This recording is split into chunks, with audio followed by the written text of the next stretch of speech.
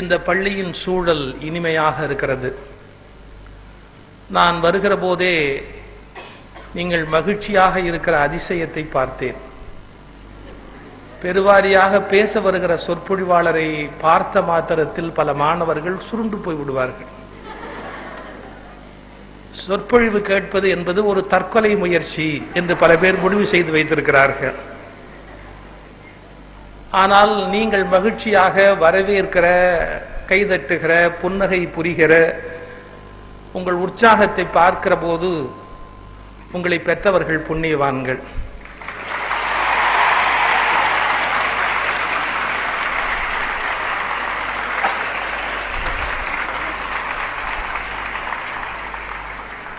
அவர்கள் கெட்டிக்காரர்கள்.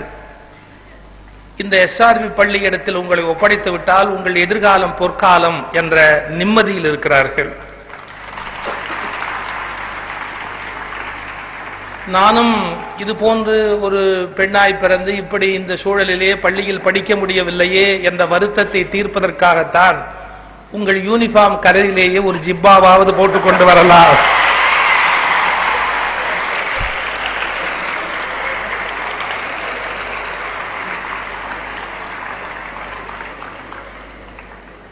என்று இயற்கை அமைத்ததோ என்னவோ தெரியாது. நான் உண்மையிலேயே பள்ளியின் நிர்வாக திறனை கண்டு மலைத்து போயிருக்கிறேன். ஆசிரியர்கள் மனது வைத்தால் எவ்வளவு பெரிய அற்புதங்களை சாதிப்பார்கள். திறமை உள்ளவர்கள் ஒரு காரியத்தை தொட்டால் அதை எப்படி துலங்கச் செய்வார்கள் என்பதற்கு இந்த பள்ளியின் நிர்வாகம் ஒரு அடையாளம். அப்படிப்பட்ட சிறந்த பள்ளியில் படிக்கிற பாக்கியசாலிகள் நீங்கள். இங்கு நீங்கள் பேச்சை கேட்பது பற்றிய உங்கள் ஆர்வத்தை நிஜமாகவே நான் கணித்து, பொய்யாக அல்ல, நிஜமாகவே தான் உங்களை பாராட்டினேன். சில பள்ளியில் குறும்பாக மாணவர்கள் பேசுவார்கள். வேறொரு பள்ளியிலே பேசப் போயிருந்தேன். பொதுவாக நான் சமய சொற்பொழிவு நிகழ்த்துகிற போது உட்கார்ந்து கொண்டு பேசுவது என்பது வழக்கம். ஒரு 2 மணி நேரம் பேசுகிறோம், கொஞ்சம் அமைதியாக பேச வேண்டி இருக்கலாம் என்பதனாலே உட்கார்ந்து கொண்டு பேசுவதுதான் பொதுவாக என்னுடைய சமய சொற்பொழிவினுடைய பாணி. ஆனால் பள்ளிகளில் பேசுகிற போது, கல்லூரிகளில் பேசுகிற போது உட்கார்ந்து கொண்டு பேசினால் மாணவர்களுக்கு அவ்வளவாக அது ருசிக்காது என்று எனக்கு சில சிரமங்கள் உண்டு. இருந்தாலும் நின்று கொண்டு பேச வேண்டும் என்று அந்த பள்ளியிலும் நான் நின்று கொண்டு பேசுகிறேன். அப்படி பேசுகிற போது வரவேற்புரை சொல்லிய தலைமை ஆசிரியர் சொன்னார், பாருங்கள், அவர் நின்று கொண்டு உங்களுக்காக பேசுகிறார், உட்கார்ந்து பேசுகிறவர் நின்று பேசுகிறார், இதிலிருந்து உங்களுக்கு என்ன தெரிகிறது என்று மாணவர்களை கேட்டால் ஒரு பையன் சொல்கிறான், தெய்வம் நின்று கொள்ளும் என்பது தெரிகிறது.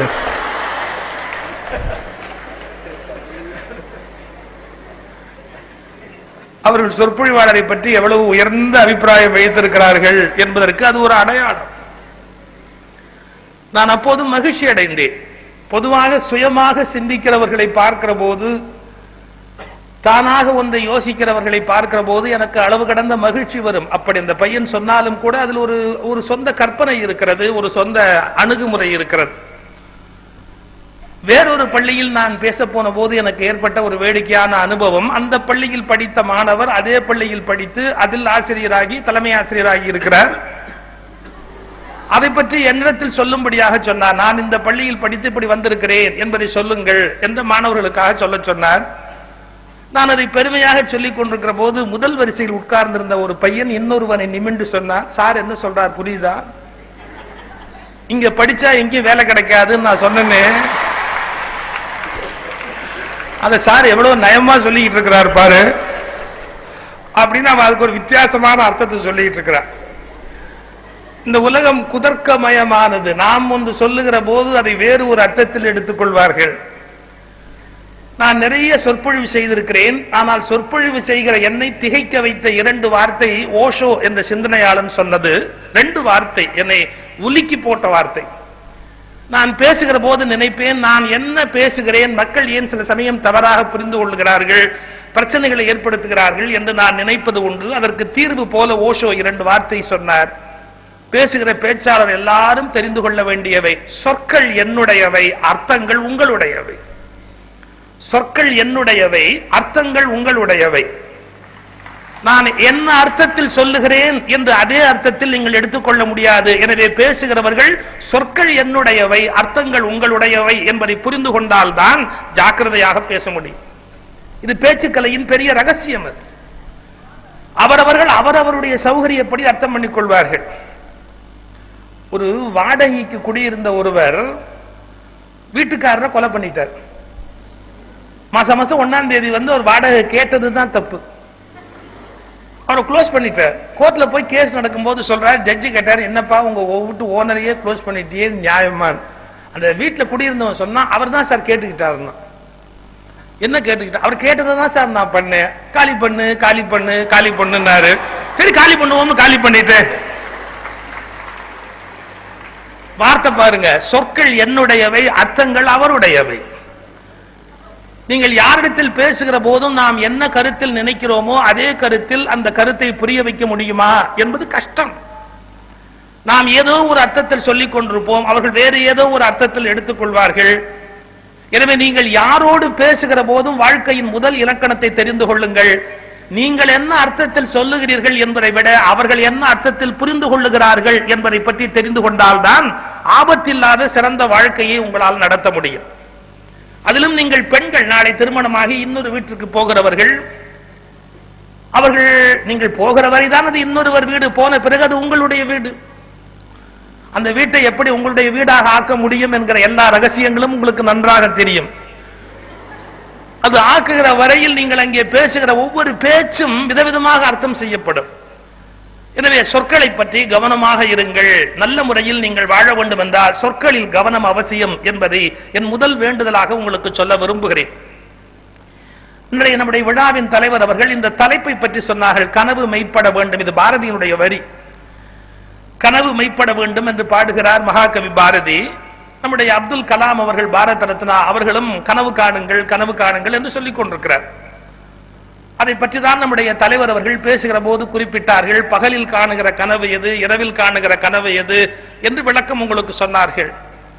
அவர்கள் கருத்தை வழிமொழிந்து நீங்கள் மறக்க முடியாதபடி இருப்பதற்காக அது பற்றி நான் ஒரு வார்த்தை சொல்லுகிறேன், குறித்து வைத்துக் கொள்ளுங்கள் மனதிலே. கனவு காணுங்கள் என்று அப்துல் கலாம் அவர்கள் தெரிவித்தார்கள். அது என்ன கனவு தெரியுமா? தூங்குகிற போது காணுகிற கனவு அல்ல. எந்த கனவு உங்களை தூங்க விடாமல் ஆக்குகிறதோ அந்த கனவு காணுங்கள். எனவே தூங்குகிற போது காணுகிற கனவுகளை விட எந்த கனவுகள் உங்களை தூங்க விடாமல் ஆக்குமோ அப்படிப்பட்ட கனவுகளை காணுங்கள். ஃபயர், ஒரு நெருப்பு, அதை நோக்கி அடைந்து தீர வேண்டும், அந்த லட்சியத்தை வாழ்க்கையில் நிறைவேற்ற வேண்டும் என்கின்ற ஒரு உறக்கமின்மையை ஏற்படுத்தக்கூடிய அளவுக்கு நெருப்பான கனவுகள். இன்றைக்கு பெண்களுடைய கல்வி என்பது உண்மையிலேயே இந்தியாவில் வளர்ந்திருக்கிறது, தமிழ்நாட்டில் வளர்ந்திருக்கிறது. ஆனால் 50 ஆண்டுகளுக்கு முன்பு அப்படி அல்ல, அப்படி இல்லை. கல்கி கிருஷ்ணமூர்த்தி என்ற ஒரு எழுத்தாளர் பெண் கல்வி பற்றி ஒரு சிறுகதை எழுதியிருக்கிறார். நீங்கள் கேட்டிருக்கலாம், படித்திருக்கலாம், படிக்காமலும் இருக்கலாம். கல்கி கிருஷ்ணமூர்த்தி அவர்கள் பழைய காலத்தில் மிகச்சிறந்த எழுத்தாளர். ஒரு சிறுகதை எழுதியிருந்தார். ஒரு கல்லூரி நடந்து கொண்டிருக்கிறது, கல்லூரி பேராசிரியை வகுப்பு நடத்தி கொண்டிருக்கிறார். மாணவிகள் எல்லாம் சொல்லுகிறார்கள், மேடம் பாடமே நடத்தி போர் அடிக்கிறது, வேறு ஏதாவது சொல்லுங்கள் என்று சொல்லுகிறார். நான் ஒரு கதை சொல்லுகிறேன் என்று அந்த பேராசிரியர் கதையை ஆரம்பிக்கிறார். ஒரு காலத்தில் பால்ய விவாகம் என்று இளமையிலேயே திருமணம் செய்வார்கள். பெண்ணுக்கு 5 வயது 7 வயது இருக்கிற போதே திருமணத்தை முடித்து விடுவார்கள். அப்படி ஒரு பால்ய விவாகம், இளமையில் விவாகம் நடந்து கணவனை இழந்து விதவையாகிவிட்ட 6 வயதுக்குள் கணவனை இழந்து விதவையாகிவிட்டார். அவள் படிக்கவும் இல்லை, எந்த கல்வி கூடத்துக்கு அனுப்பவும் இல்லை. அப்படிப்பட்ட ஒரு பெண் 12-13 வயது இருக்கிற போது வேறு ஒரு திருமண வீட்டிற்கு போயிருக்கிறாள். விதவை என்பதால் அவள் வெளியிலே நடமாடக்கூடாது என்று ஒரு ஓரத்திலே உட்கார வைத்திருக்கிறார்கள். அந்த மாடிப்படி வழியாக ஏறி போகிற ஒரு இளைஞன் பார்த்து விட்டான். அவனுக்கு அவள் விதவை என்று தெரிகிறது, என்றாலும் மறுவாழ்வு தர வேண்டும் என்று ஒரு சிந்தனை தோன்றியது. ஒரு காகிதத்தில் எழுதி அதை கிறுக்கி, நான் உன்னை மறுமணம் செய்து கொள்ள தயாராக இருக்கிறேன், நீ தயாராக இருக்கிறாயா, நான் இன்று இரவு ஊருக்கு புறப்பட வேண்டும், அதற்குள்ளாக உன் பதில் தேவை என்று ஒரு காகிதத்தில் எழுதி அதை கசக்கி அவள் பக்கத்தில் தூக்கி போட்டு விட்டு மாடியில் போய்விட்டான். அந்த காகிதத்தை எடுத்து வைத்துக் கொண்டு கண்ணீர் விட்டுக் கொண்டிருக்கிறாள். கண்ணீர் விட்டுக் கொண்டிருக்கிறாள். காரணம், அதில் என்ன எழுதியிருக்கிறது என்று அவளுக்கு தெரியாது. அவளுக்கு எழுத படிக்க தெரியாது. அதனால உள்ளே என்ன எழுதியிருக்கிறது என்பது அவளுக்கு தெரியாது. இதை எடுத்துக்கொண்டு போய் இன்னொரு இடத்திலே காட்டுவதற்கும் முடியாது, தைரியமும் கிடையாது. அந்த காகிதத்தை உள்ளேயே வைத்துக் கொண்டு மெல்ல அப்பாவிடத்தில் போய் அந்த பெண் பிறகு சொல்கிறாள், அப்பா என்னை படிக்க வையுங்கள், நான் கொஞ்சம் பள்ளிக்கூடத்தில் போய் படிக்க விரும்புகிறேன், என் வாழ்க்கை வீணாகிறது. அந்த அப்பா பார்க்கிறார், சரி இவள் படிக்கட்டுமே என்று பள்ளிக்கூடத்தில் கொண்டு போய் சேர்க்கிறார். ஒரு இளம் விதவைக்கு படிப்பு எதற்கு என்று ஊரே பழிக்கிறது. கவலைப்படாமல் அந்த இளம் விதவை படிக்கிறாள். படித்து முடித்து எழுத படிக்க தெரிந்து கூட்டி இந்த வாசகத்தை படிப்பதற்குள்ளாக 4-5 வருடங்கள் ஓடிவிட்டன. அந்த பெண் என்ன செய்வாள் என்று அந்த கதையை சொல்லிக் கொண்டே இருக்கிறார் அந்த பேராசிரியை. மாணவிகள் எல்லாம் கேட்கிறார்கள், மேடம் அந்த கதை எப்படி முடிந்தது? அந்த பேராசிரியை சொல்லுகிறார், அந்த பெண் இப்போது பல மாணவிகள் முன்னால் அந்த கதையை சொல்லிக் கொண்டு நிற்கிறார்.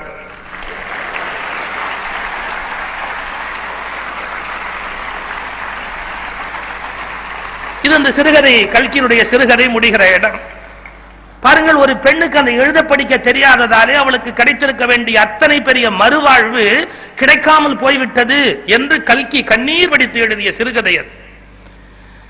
எனவே பெண்ணுக்கு ஞானத்தை வைத்தான் புவி பேணி வளர்த்திடும் ஈசன், மண்ணுக்குள்ளே சில மூடர் நல்ல மாதர் அறிவை கெடுத்தார். பாரதி பெண்ணுக்கு ஞானத்தை வைத்தான் புவி பேணி வளர்த்திடும் ஈசன், மண்ணுக்குள்ளே சில மூடர் நல்ல மாதர் அறிவை கெடுத்தார். பெண்கள் அறிவு பெற்று வளர்வதை தடையாக இருக்கிறார்கள் என்று பாரதி கண்ணீர் விட்டு வருத்தப்பட்டிருக்கிறார். நீங்கள் ஆற்றலும் திறமையும் உடைய பெண்கள் என்றாலும் நான் சில உண்மைகளை உங்களோடு சொல்லிக்கொள்ள விரும்புகிறேன். கொஞ்சம் நீங்கள் என்னோடு கூட சிந்திக்க வேண்டும். எவ்வளவு முயன்றாலும் ஒரு பெண் எத்தனை உயர்ந்தாலும் முழுமையான ஒரு உயரத்தை சென்றடைவதற்கு இந்த சமூகம் சுலபத்தில் அனுமதிக்காது. அமெரிக்காவில் ஹிலாரி கிளின்டன் ஜனாதிபதி பதவிக்கு வர முடியாமல் போனதற்கு ஒரு காரணம் அவருடைய தகுதி குறைவு மட்டுமல்ல, அவர் ஒரு பெண் என்பது ஒரு காரணம். அமெரிக்காவில் எல்லாம் நடந்திருக்கிறது, பெண்ணுக்கு எல்லா வகையான அந்தஸ்தும் தரப்பட்டிருக்கிறது. ஆனால் அமெரிக்க வரலாற்றில் ஒரு பெண் சுலபத்தில் ஜனாதிபதியாக ஆகிவிட முடியாது. முதன்மை இடம் என்பது பெண்மைக்கு தருவதை உலகம் முழுவதும் ஒப்புக்கொண்டதே இல்லை. நீங்கள் படிக்கிற சிந்திக்கிற நல்ல மாணவிகள், தெளிவு பெற்றவர்கள் என்று அவர்கள் சொன்னார்கள். அந்த வார்த்தையில் சொல்லுகிறேன், யோசித்து பாருங்கள். ஒரு பெண் பெண்ணாக பிறந்த ஒரே காரணத்தினாலேயே எந்த காலத்திலும் போப்பாண்டவராக முடியாது, சங்கராச்சாரியாராக முடியாது, மதகுருவாக ஆக முடியாது. யோசித்து பாருங்கள். மதத்தின் உன்னத தலைமையிடமாக கருதப்படுகிற ஒரு சங்கராச்சாரியாராக, ஒரு போப்பாண்டவராக, ஒரு இஸ்லாமிய மதகுருவாக ஒரு பெண் இந்த ஜென்மத்தில் ஆகவே முடியாது என்று உலகத்தில் 3 பெரிய மதங்களும் முடிவு செய்திருக்கின்றன. இந்த சமூகம் உங்களுக்கு எதிரானது, உங்கள் வளர்ச்சிக்கு எதிரானது, உங்கள் உச்சத்துக்கு எதிரானது, உங்கள் உயர்வுக்கு எதிரானது. இத்தனைக்கும் பிறகும் நீங்கள் இந்த உலகத்தில் தப்பி பிழைத்து உயர்வது என்பது அவ்வளவு சுலபமான வேலை அல்ல. அது நிகழ வேண்டும் என்றால் கல்வியினால் மட்டும்தான் ஒரு பெண் உயர முடியும் என்பதை நன்கு தெரிந்து கொள்ளுங்கள்.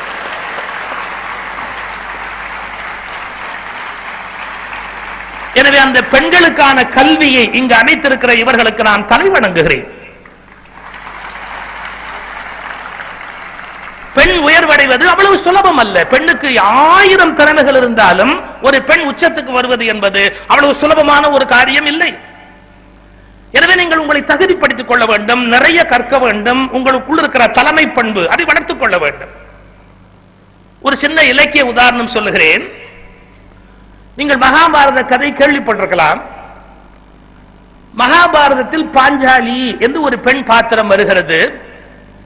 அந்த பாஞ்சாலியை பணயமாக வைத்து சூதாடி விட்டான் தருமன். தருமன் சூதாடிய பிறகு பாஞ்சாலியை சபையிலே கொண்டு வந்து நிறுத்தி துரியோதனன் துகில் உரிய சொல்லுகிறான், துச்சாதனன் துகில் உரிகிறான். அவமானமான ஒரு சம்பவம் உங்களுக்கு தெரியும். கோபம் வருகிறது, ஆனால் ஒன்றும் செய்ய முடியவில்லை. பாஞ்சாலியினுடைய புடவையை துகில் உரிகிறார்கள். அதன் பிறகு கண்ணன் காப்பாற்றுகிறான் என்றெல்லாம் கதை போகிறது. இப்படியெல்லாம் நடக்கிற வரை அந்த சபையிலேயே உட்கார்ந்திருந்த திருதராஷ்டிரன், துரியோதனுடைய தகப்பன், கண்ணில்லாதவன், பேசாமல் இருந்தவன், கடைசியாக பாஞ்சாலி கூந்தல் விரித்துக் கொண்டு சபதம் செய்கிறாள், இந்த துரியோதனனை கொன்று அவன் ரத்தத்தில் என் கூந்தலை பூசி நான் குளிப்பேன் என்று சபதம் பண்ணுகிறாள். பதறிவிட்டாள். ஐயோ நம்முடைய பிள்ளையை கொண்டு விடுவார்கள் என்று பயந்து விட்டு உடனே திருதராஷ்டிரன் பேச்சை மாற்றுகிறான். பெண்ணே பெண்ணே கோவப்படாதே கோவப்படாதே, இவ்வளவு நேரம் நடந்தது ஏதோ விளையாட்டு என்று நினைத்து நான் பேசாமல் இருந்து விட்டேன், வருத்தப்படாதே. உனக்கு என்ன வரம் வேண்டும் என்றாலும் கேள், தருகிறேன். நீ கோவப்படாதே, நீ கேட்கிற வரமெல்லாம் தருகிறேன். நான் தானே ராஜா. திருதராஷ்டிரன் சொல்லுகிறான், எல்லாம் தருகிறேன், கேள் கேள் கேள், என்ன வேண்டுமோ கேள். பாஞ்சாலி முதலாவதாக ஒரு வரம் கேட்டாள். இந்த சூதாட்டத்தில் தோற்று போய் தருமன் என்னுடைய கணவன் அடிமையானானே, அந்த தருமன் அடிமை இல்லை என்று அவனை விடுதலை செய். முதல் வரம். திருதராஷ்டிரன் சொன்னான், தந்தேன் தந்தேன், அடிமை இல்லை, அவனை விடுதலை செய்து விட்டேன். மற்ற என் 4 கணவர்கள் அர்ஜுனன், நகுலன், பீமன், சகாதேவன் 4 பேரும் அடிமை இல்லை என்று இரண்டாவது வரத்தை கொடு, அந்த 4 பேரையும் அடிமை இல்லை என்று வெளியில் கொடு. கொடுத்து விட்டு பாஞ்சாலி சொன்னாள், போதும், மற்றவற்றை எல்லாம் நாங்கள் பெற்றுக் கொள்வோம், ராஜ்யம் மற்ற விஷயங்களை நாங்கள் பெற்றுக் கொள்வோம், எங்களுக்கு இந்த வரம் போரும். திருதராஷ்டிரன் கேட்கிறான், அட அசட்டு பெண்ணே, இவர்கள் அடிமை இல்லை என்று வரம் கேட்டாயே, நீ அடிமை இல்லை விடுதலை பெற்று விட்டேன் என்று வரம் பெற்று வாங்கிக் கொள்ள வேண்டாமா? அதையும் கேள், தருகிறேன். அதற்கு பாஞ்சாலி ஒரு வார்த்தை சொன்னாள், நான் அடிமையாக ஆகி இருந்தால் தானே விடுதலையை கேட்பதற்கு.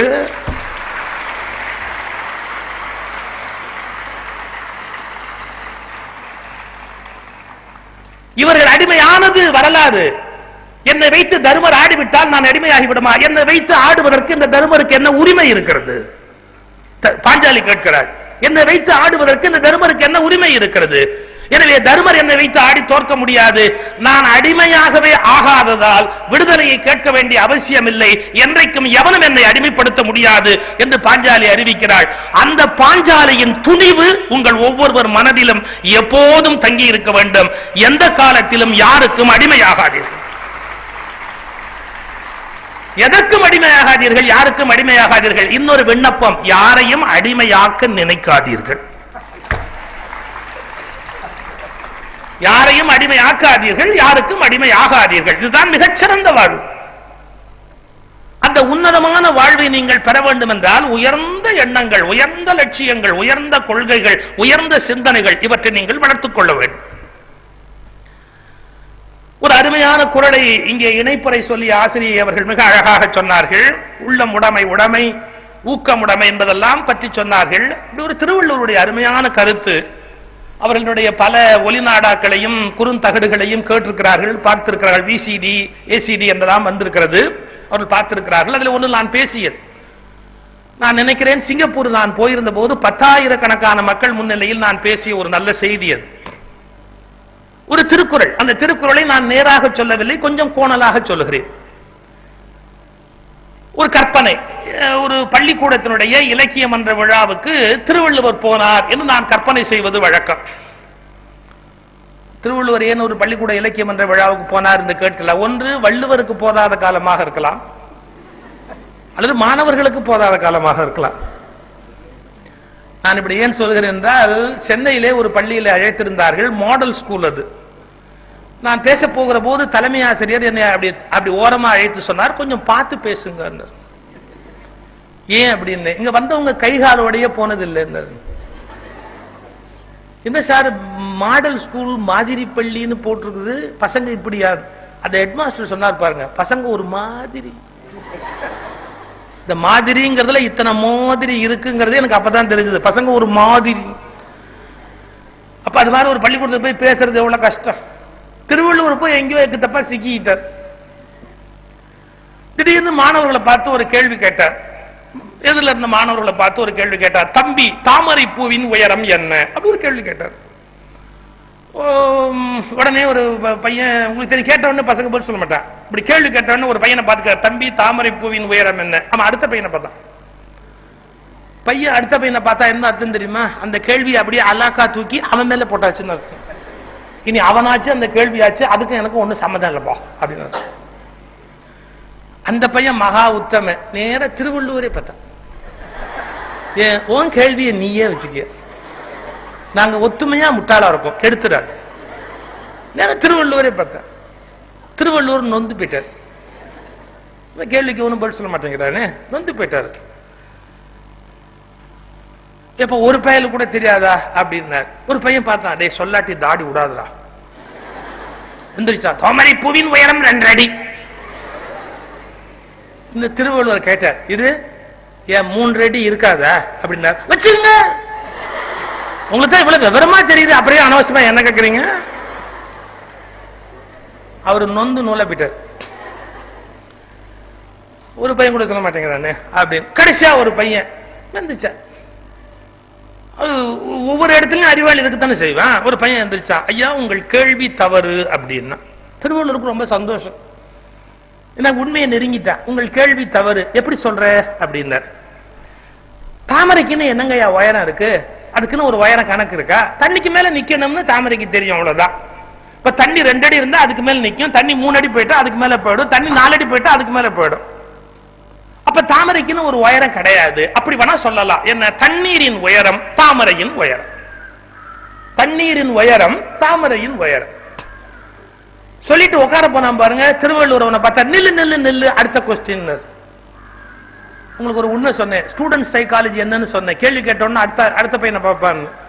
இப்ப நான் சொல்ல போறது டீச்சர் சைக்காலஜி. என்ன? யாராவது கேள்விக்கு ஒழுங்கா பதில் சொல்லிட்டா அவங்களை உட்கார விட்டதா வரலாறு கிடையாது.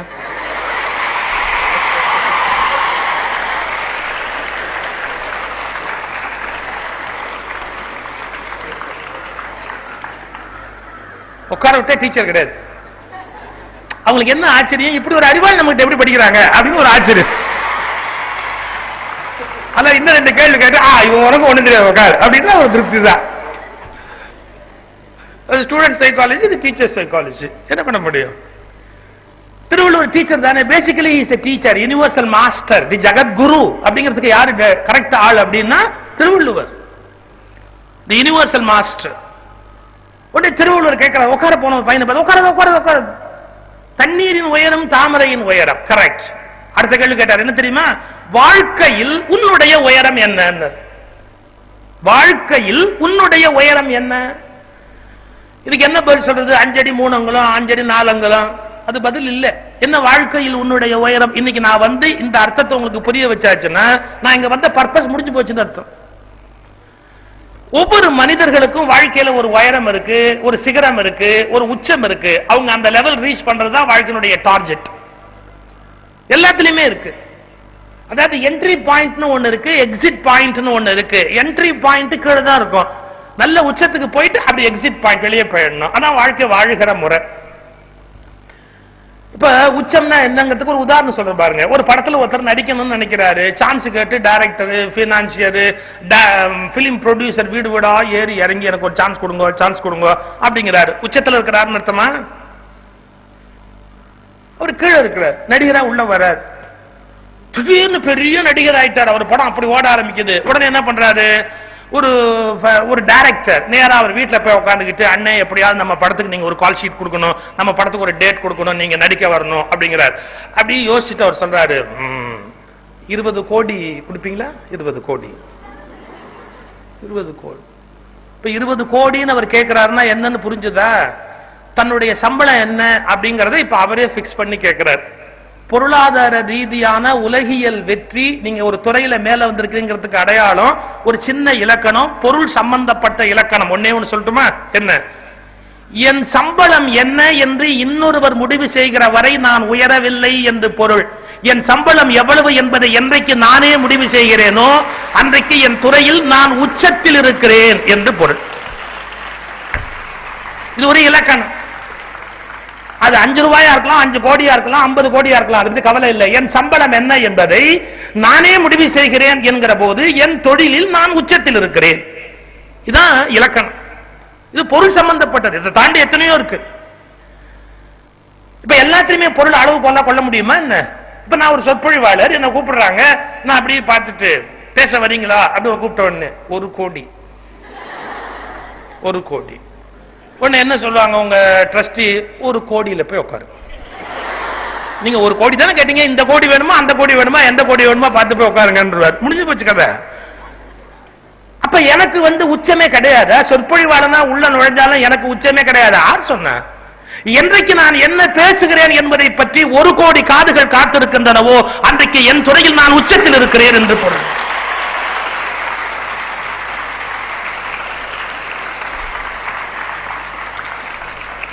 நான் என்ன சொல்லுகிறேன் என்பதை பற்றி என்றைக்கு 1 கோடி காதுகள் கவலைப்படுகின்றனவோ அன்றைக்கு இந்த தொழில், இந்த துறை, இந்த நிலப்பரப்பில் நான் உச்சத்துக்கு சென்றிருக்கிறேன் என்பது பொருள். புரிந்து கொள்ள வேண்டும்.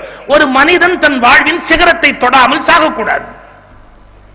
நாம் எந்த துறையில் நுழைந்திருக்கிறோமோ அந்த துறையின் உச்சத்தை சென்றடையாமல் நாம் ஒருபோதும் அதை விட்டு வெளியேறக்கூடாது.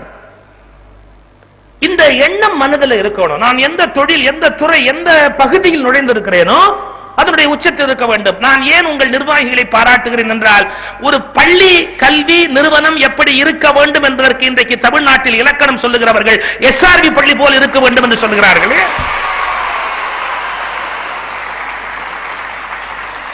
அவர் எந்த துறையை தொட்டார்களோ அதன் உச்சத்தில் இருக்கிறார்.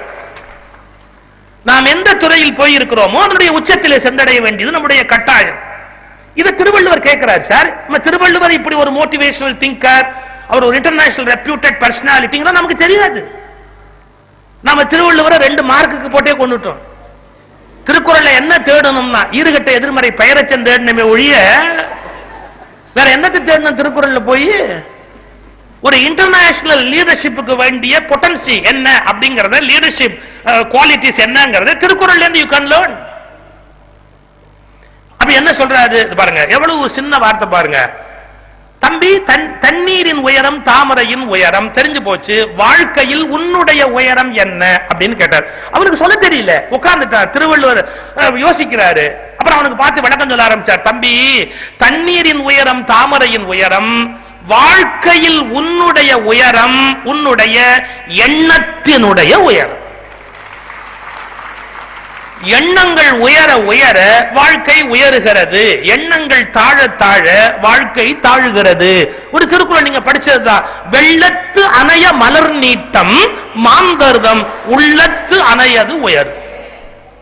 அப்துல் கலாமை கேட்டாங்க, உங்களுடைய வெற்றியினுடைய பாதிப்பு இளம் வயதிலிருந்து ஏற்படுத்தியதில் முக்கிய கருத்து எது? இந்த திருக்குறள். உள்ளத்து அணையது உயர்வு. நம்முடைய உள்ளத்தை பொறுத்துதான் நமக்கு வாழ்க்கையில உயர்வு. உள்ளம் வளராதவர்கள், எண்ணம் வளராதவர்கள் தலைகீழாக நின்றாலும் உயர்ந்த இடத்தை வாழ்க்கையில் அடைய முடியாது. செயற்கையா பெரிய மனுஷனா காட்டலாம், ஆனா என்னன்னா காலி பலூன், ஊதுன பலூன் வெடிக்கிற மாதிரி ஒண்ணும் இல்லாம போயிடுவாங்க.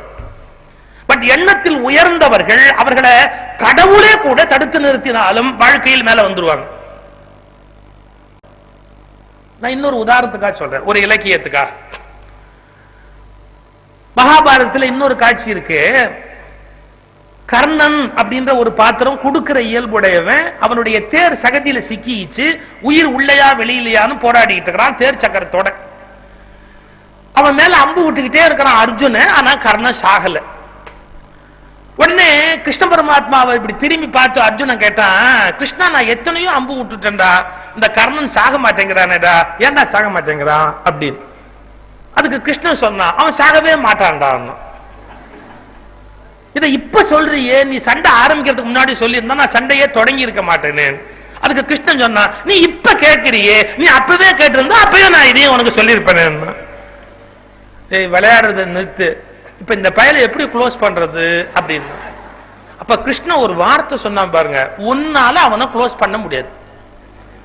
அப்ப என்னன்னா, நான் போய் அவனை க்ளோஸ் பண்ணிட்டு வந்துடுறேன். வேணும்னா பேப்பர்ல நீ க்ளோஸ் பண்ணதா போட்டு. இதெல்லாம் தப்பு இல்லையாமா? இந்தியாவில் இந்த வேலையெல்லாம் பின்னாடி எவனோ க்ளோஸ் பண்ணுவான், எவன் பேரோ வந்துகிட்டு இருக்கோம், அதெல்லாம் பின்னாடி வரப்போகுது. நம்ம ஆரம்பிச்சு வச்சோம், நமக்கு ஒரு பெருமை இருக்கட்டும், இதை நானே ஸ்டார்ட் பண்றேன்னு. அர்ஜுனன் சொன்னா, நீ சொன்னது எனக்கு விளங்கலையே. உனக்கு எது விளங்குச்சு இது விளங்குறதுக்கு? உனக்கு எதுவுமே விளங்காதுன்னு தெரிஞ்சு நான் 700 ஸ்லோகம் கீதை சொல்லிட்டு இருக்கேன்னு, உனக்கு தான் ஒண்ணு விளங்காதுன்னு எனக்கு தெளிவா தெரியுமே, விடு பேசாம அப்படின்ட்டு நேரா நீ இப்படியே இரு அப்படின்ட்டு ஒரு ஏழை பிராமண வடிவத்தை எடுத்துக்கிட்டு கர்ணன் கிட்ட போய், நீ தானம் பண்றவன்னு கேள்விப்பட்டம்பா, நான் மேருமலை சாரல்ல இருந்து வர்றேன், எனக்கு கொஞ்சம் தானம் வேணும் தருவியான்னா. இப்போ சண்டையில உயிர் போக போகுது, அவங்கிட்ட போய் தானம் தெரியா அப்படின்னா. இப்ப நீங்க ஒரு கற்பனைக்கு கொஞ்ச நேரம் நாம கர்ணனா இருக்கிறோம்னு வச்சுங்க, ஒரு கற்பனை தான், பயப்படாதீங்க. நம்ம கிட்ட வந்து இது மாதிரி ஒருத்தன் தானம் கேட்டா நம்ம என்ன சொல்லுவோம் தெரியுங்களா? உங்களுக்கு எல்லாம் நேரம் காலமே தெரியாதாடா பாவி, எந்த நேரத்துல என்ன கேட்கணும் தெரியாதா, ஏன்னா அப்படி உயிரை வாங்குறீங்க அப்படிம்பா. கர்ணன் எவ்வளவு நல்லவன் பாருங்க. ஒரு வார்த்தை, இரு இரு, இது வரைக்கும் யாரும் எதுவும் கேட்டு நான் இல்லேன்னு சொன்னதில்லை, என்ன இல்லேன்னு சொல்ல வச்சிடாத, அதனால என்கிட்ட இருக்கிறதா கேளு, இதான் நான் முந்திக்கிறேன், என்கிட்ட இருக்கிறது எதுவும் அதை கேளு, உங்ககிட்ட இருக்கிறது தான் கேட்கும், என்ன வேணும் கேளுன்னா. இது வரைக்கும் நீ தானம் பண்ணி தானம் பண்ணி தானம் பண்ணி புண்ணியம்னு சேர்த்து வச்சிருக்கிறியே, அந்த புண்ணியத்தை கொடுத்துரு, ஏன்னா அதுதான் அவனை காப்பாத்துது, அந்த புண்ணியத்தை எல்லாம் கொடுத்துரு. இந்த மாதிரி கேட்டா வேற ஒருத்தருக்கு எவ்வளவு வருத்தம் வரும், மிச்சமே அது ஒண்ணுதான்டா பாவி, அதை வசூல் பண்றதுக்கு ஒரு பய வந்து நிக்கிறியடா அப்படித்தானே கேட்கணும். கர்ணன் சொன்னான், நல்ல வேலை என்கிட்ட இருக்கிறதா கேட்ட, நீட்டு கைய அப்படின்னா. நம்ம இந்திய மரபு எப்படி தெரியுமா, தானம் பண்றதா இருந்தா ஒரு சொட்டு தண்ணி எடுத்து உள்ளங்கையில வாங்கி அப்படி விடுவாங்க. ஒரு உத்தரன் இப்படி தண்ணியை விட்டா அது தாரவாத்து கொடுக்கறதுன்னு பேரு. நான் என் புண்ணியத்தை கொடுத்துட்டேன் அப்படி. இவனுக்கு போர்க்களத்துல தண்ணி இல்ல, அதனால என்ன பண்ணா, இதயத்துல பதிந்திருக்கிற அம்பு அப்படி அசைச்சு அந்த ரத்தத்தை இப்படி உள்ளங்கையில வாங்கி நீட்டு கைய அப்படின்னா. இப்ப பாருங்க, கர்ணன் இப்படி தானம் பண்ணி கொடுக்கறான், கண்ண பரமாத்மா அப்படி அந்த ரத்தத்தை வாங்கிக்கிறாரு. என்ன சொன்னான் தெரியுமா, யான் செய் புண்ணியம் அனைத்தும் உதவினேன்னா பாட்டு வில்லி பாரதத்துல வருது. செய் புண்ணியம்ங்கிறது என்னன்னு உங்களுக்கு தெரியும், தமிழ் படிச்சவங்களுக்கு. வினைத்தொகை. செய்த புண்ணியம் 3 காலத்தையும் காட்டும் வினைத்தொகை. தமிழ் படிக்கிறதே வினைத்தொகைன்னு பல பேர் வருத்தப்பட்டவங்க இருக்கிறான். ஆனா நீங்க படிச்சுன்னு அடிக்கிறீங்க. செய்த, செய்கிற, செய்ய போகிற, எதிர்காலம் உட்பட முக்காலத்தையும் காட்டும். நான் யான் செய் புண்ணியம். நான் திருப்பூர்ல இதை பேசிக்கிட்டு இருந்த மகாபாரதம், ஒரு பையன் எந்திரிச்சு கேட்டான், சார் செய்த புண்ணியம் கரெக்ட், செய்கிற புண்ணியம் கரெக்ட், செய்ய போகிற புண்ணியம் தப்பு, இவன் தான் சாவ போறான்னு, ஏது செய்ய போற புண்ணியம்? எனக்கு கூட்டத்துல யாராவது எந்திரிச்சு கேள்வி கேட்டா கோபமே வராது. ஏன், அவன் தூங்காம கேட்டான் அப்படின்னு ஒரு திருப்தி. அவன் தூங்கலே தெரியுது பாத்தீங்களா அதுல இருந்து. நான் சொன்னேன், ரைட் ராஜா, இந்த பார், இப்ப இந்த புண்ணியத்தை எல்லாம் தானம் பண்றதால எதிர்காலத்துல ஒரு புண்ணியம் வரும் இல்லையா, அது உட்படன்னு அர்த்தம். இதெல்லாம் தானம் பண்றதுக்கு எதிர்காலத்துல வருமே, அது உட்பட. அவன் கேட்டா, அப்ப அதை தானம் பண்ணா அதுக்கு ஒண்ணு வராதா? வராது. நீங்க பிலாசபி தெரிஞ்சா தெரியணும். நீங்க எல்லா புண்ணியங்களையும் கிருஷ்ணார்ப்பணம்னு கொடுத்துட்டா அப்புறம் கடவுள் தானே எதிரில் வந்து மோட்சம் கொடுக்கணுமே ஒழிய அதுக்கு பலன் எல்லாம் கொடுத்துக்கிட்டு இருக்க கூடாது. அது வேற ஸ்கூல் ஆஃப் தாட், அது ஆன்மீகமான விஷயம், தள்ளி வச்சிருங்க. எனிஹவ், இப்ப கிருஷ்ணன் கை நீட்டி வாங்குறான். இந்த கை பாருங்க, கிருஷ்ணனுடைய கை கீழே இருக்கு. கர்ணன் யாரு, மனுஷன். ரத்தத்தை கொடுக்கறான், அவன் கை மேல இருக்கு. சொட்டு சொட்டா ரத்தம் அப்படி பாயுது. வாங்கிட்டு இருந்தான் கிருஷ்ணன். கொஞ்சம் இந்த காட்சியை விஷுவலைஸ் பண்ணுங்க. கடவுளாகிய கண்ணனுடைய கை கீழே, மனிதனாகிய கர்ணனுடைய கை மேல. ஏன்னா கொடுக்கிற எண்ணம் உயர்ந்தது, வாங்குகிற எண்ணம் தாழ்ந்தது. எண்ணத்தால் உயர்ந்தவன் உயர்வது தவிர்க்க முடியாது. கடவுளாக இருந்தாலும் இவ்வளவுதான். கொடுக்கிற எண்ணம் உயர்ந்தது, வாங்குகிற எண்ணம் தாழ்ந்தது. எண்ணத்தால் உயர்ந்தவன் கை உயர்ந்ததுன்னா, நான் இப்படி சமய சொற்பொழிவுகளை சொன்னேன்னா ரொம்ப பழுத்த வயசுல வருத்தப்படுவாங்க. என்ன கிருஷ்ண பரமாத்மா இப்படி பீஸ் பீஸா கீச்சு விட்டாரு அப்படின்னு. உடனே அவங்களுக்கு சமாதானமா ஒண்ணு சொல்லணும். அப்படி சொல்லுவேன், என்னன்னா கண்ணன் தாழ்ந்தான்னு சொல்லக்கூடாது. அதுக்கு ஒரு நாகரிகமான வார்த்தை இருக்கு. வாழ்க்கையில சொல்ல நினைக்கிறத சொல்லிடணும், ஆனா கரெக்டா வார்த்தையை தேர்ந்தெடுக்கணும். என்ன, கிருஷ்ணன் தாழ்ந்தான்னு சொல்லக்கூடாது, பின்ன எப்படி சொல்லலாம்னா இதான் சாமர்த்தியம். என்ன, உலகத்தில் எண்ணத்தால் உயர்ந்தவன் உயர வேண்டும் என்கிற தத்துவத்தை நிரூபிப்பதற்காக, எண்ணத்தால் உயர்ந்தவன் முன்பு வெற்றி பெறுவான் என்பதை நிரூபிப்பதற்காக கடவுள் தன்னை தாழ்த்திக் கொண்டான்.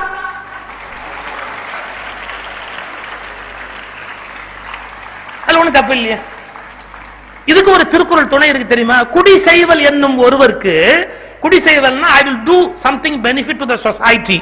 குடி செய்வல் என்னும் ஒருவருக்கு தெய்வம், கடவுள் என்ன பண்ணுமா, மடிக்கற்று தான் முந்துரும். வேஷ்டியை மடிச்சு கட்டிக்கிட்டு வேலைக்கு வந்து உதவி பண்ணணும்னு திருவள்ளுவர் எழுதி வச்சிருக்கார்.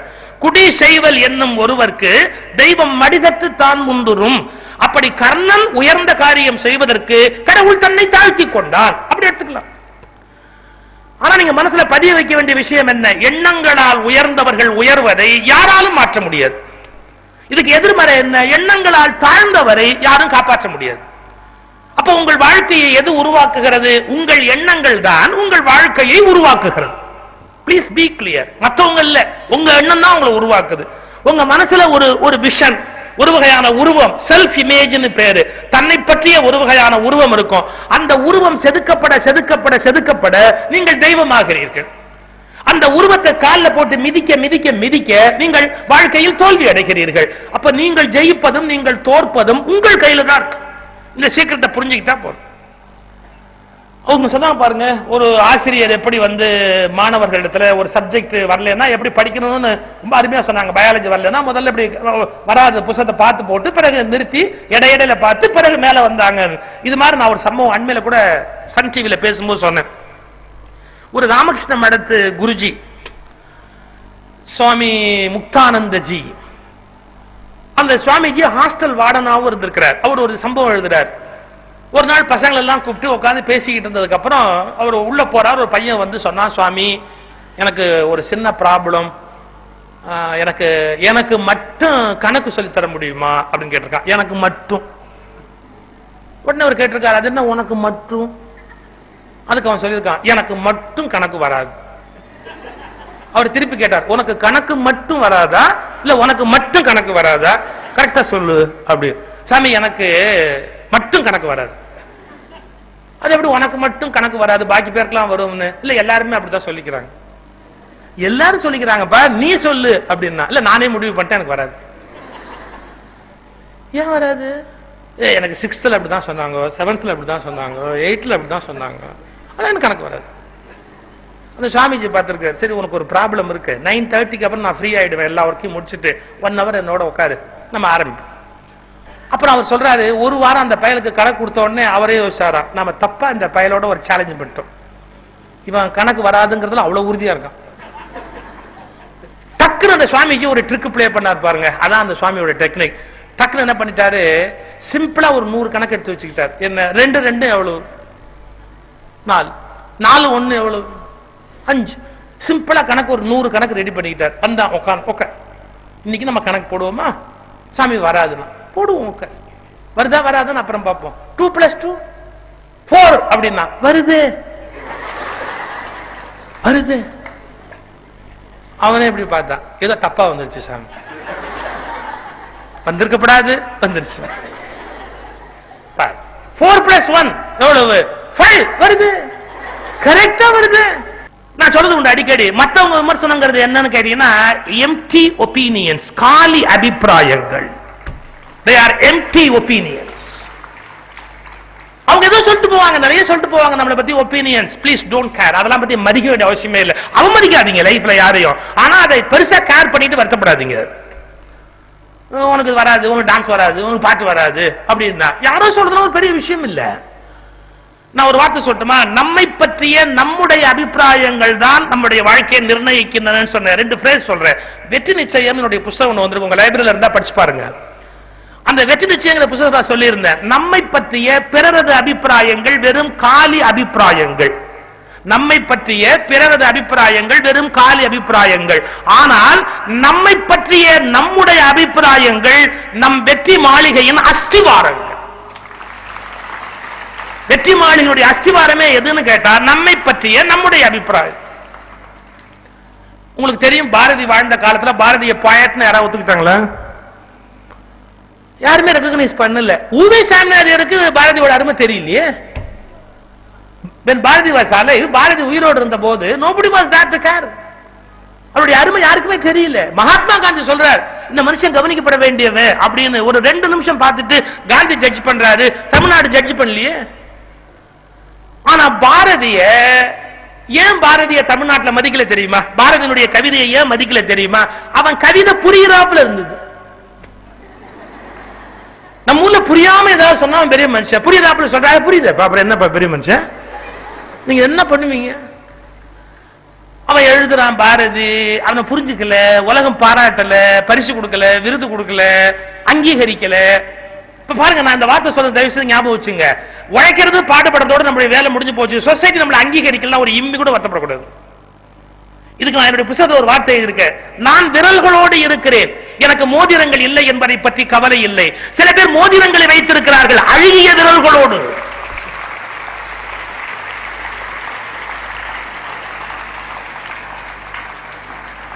நம்மை பற்றிய சொசைட்டியோட பெரிய பார்வை பெரிய முக்கியம் அல்ல.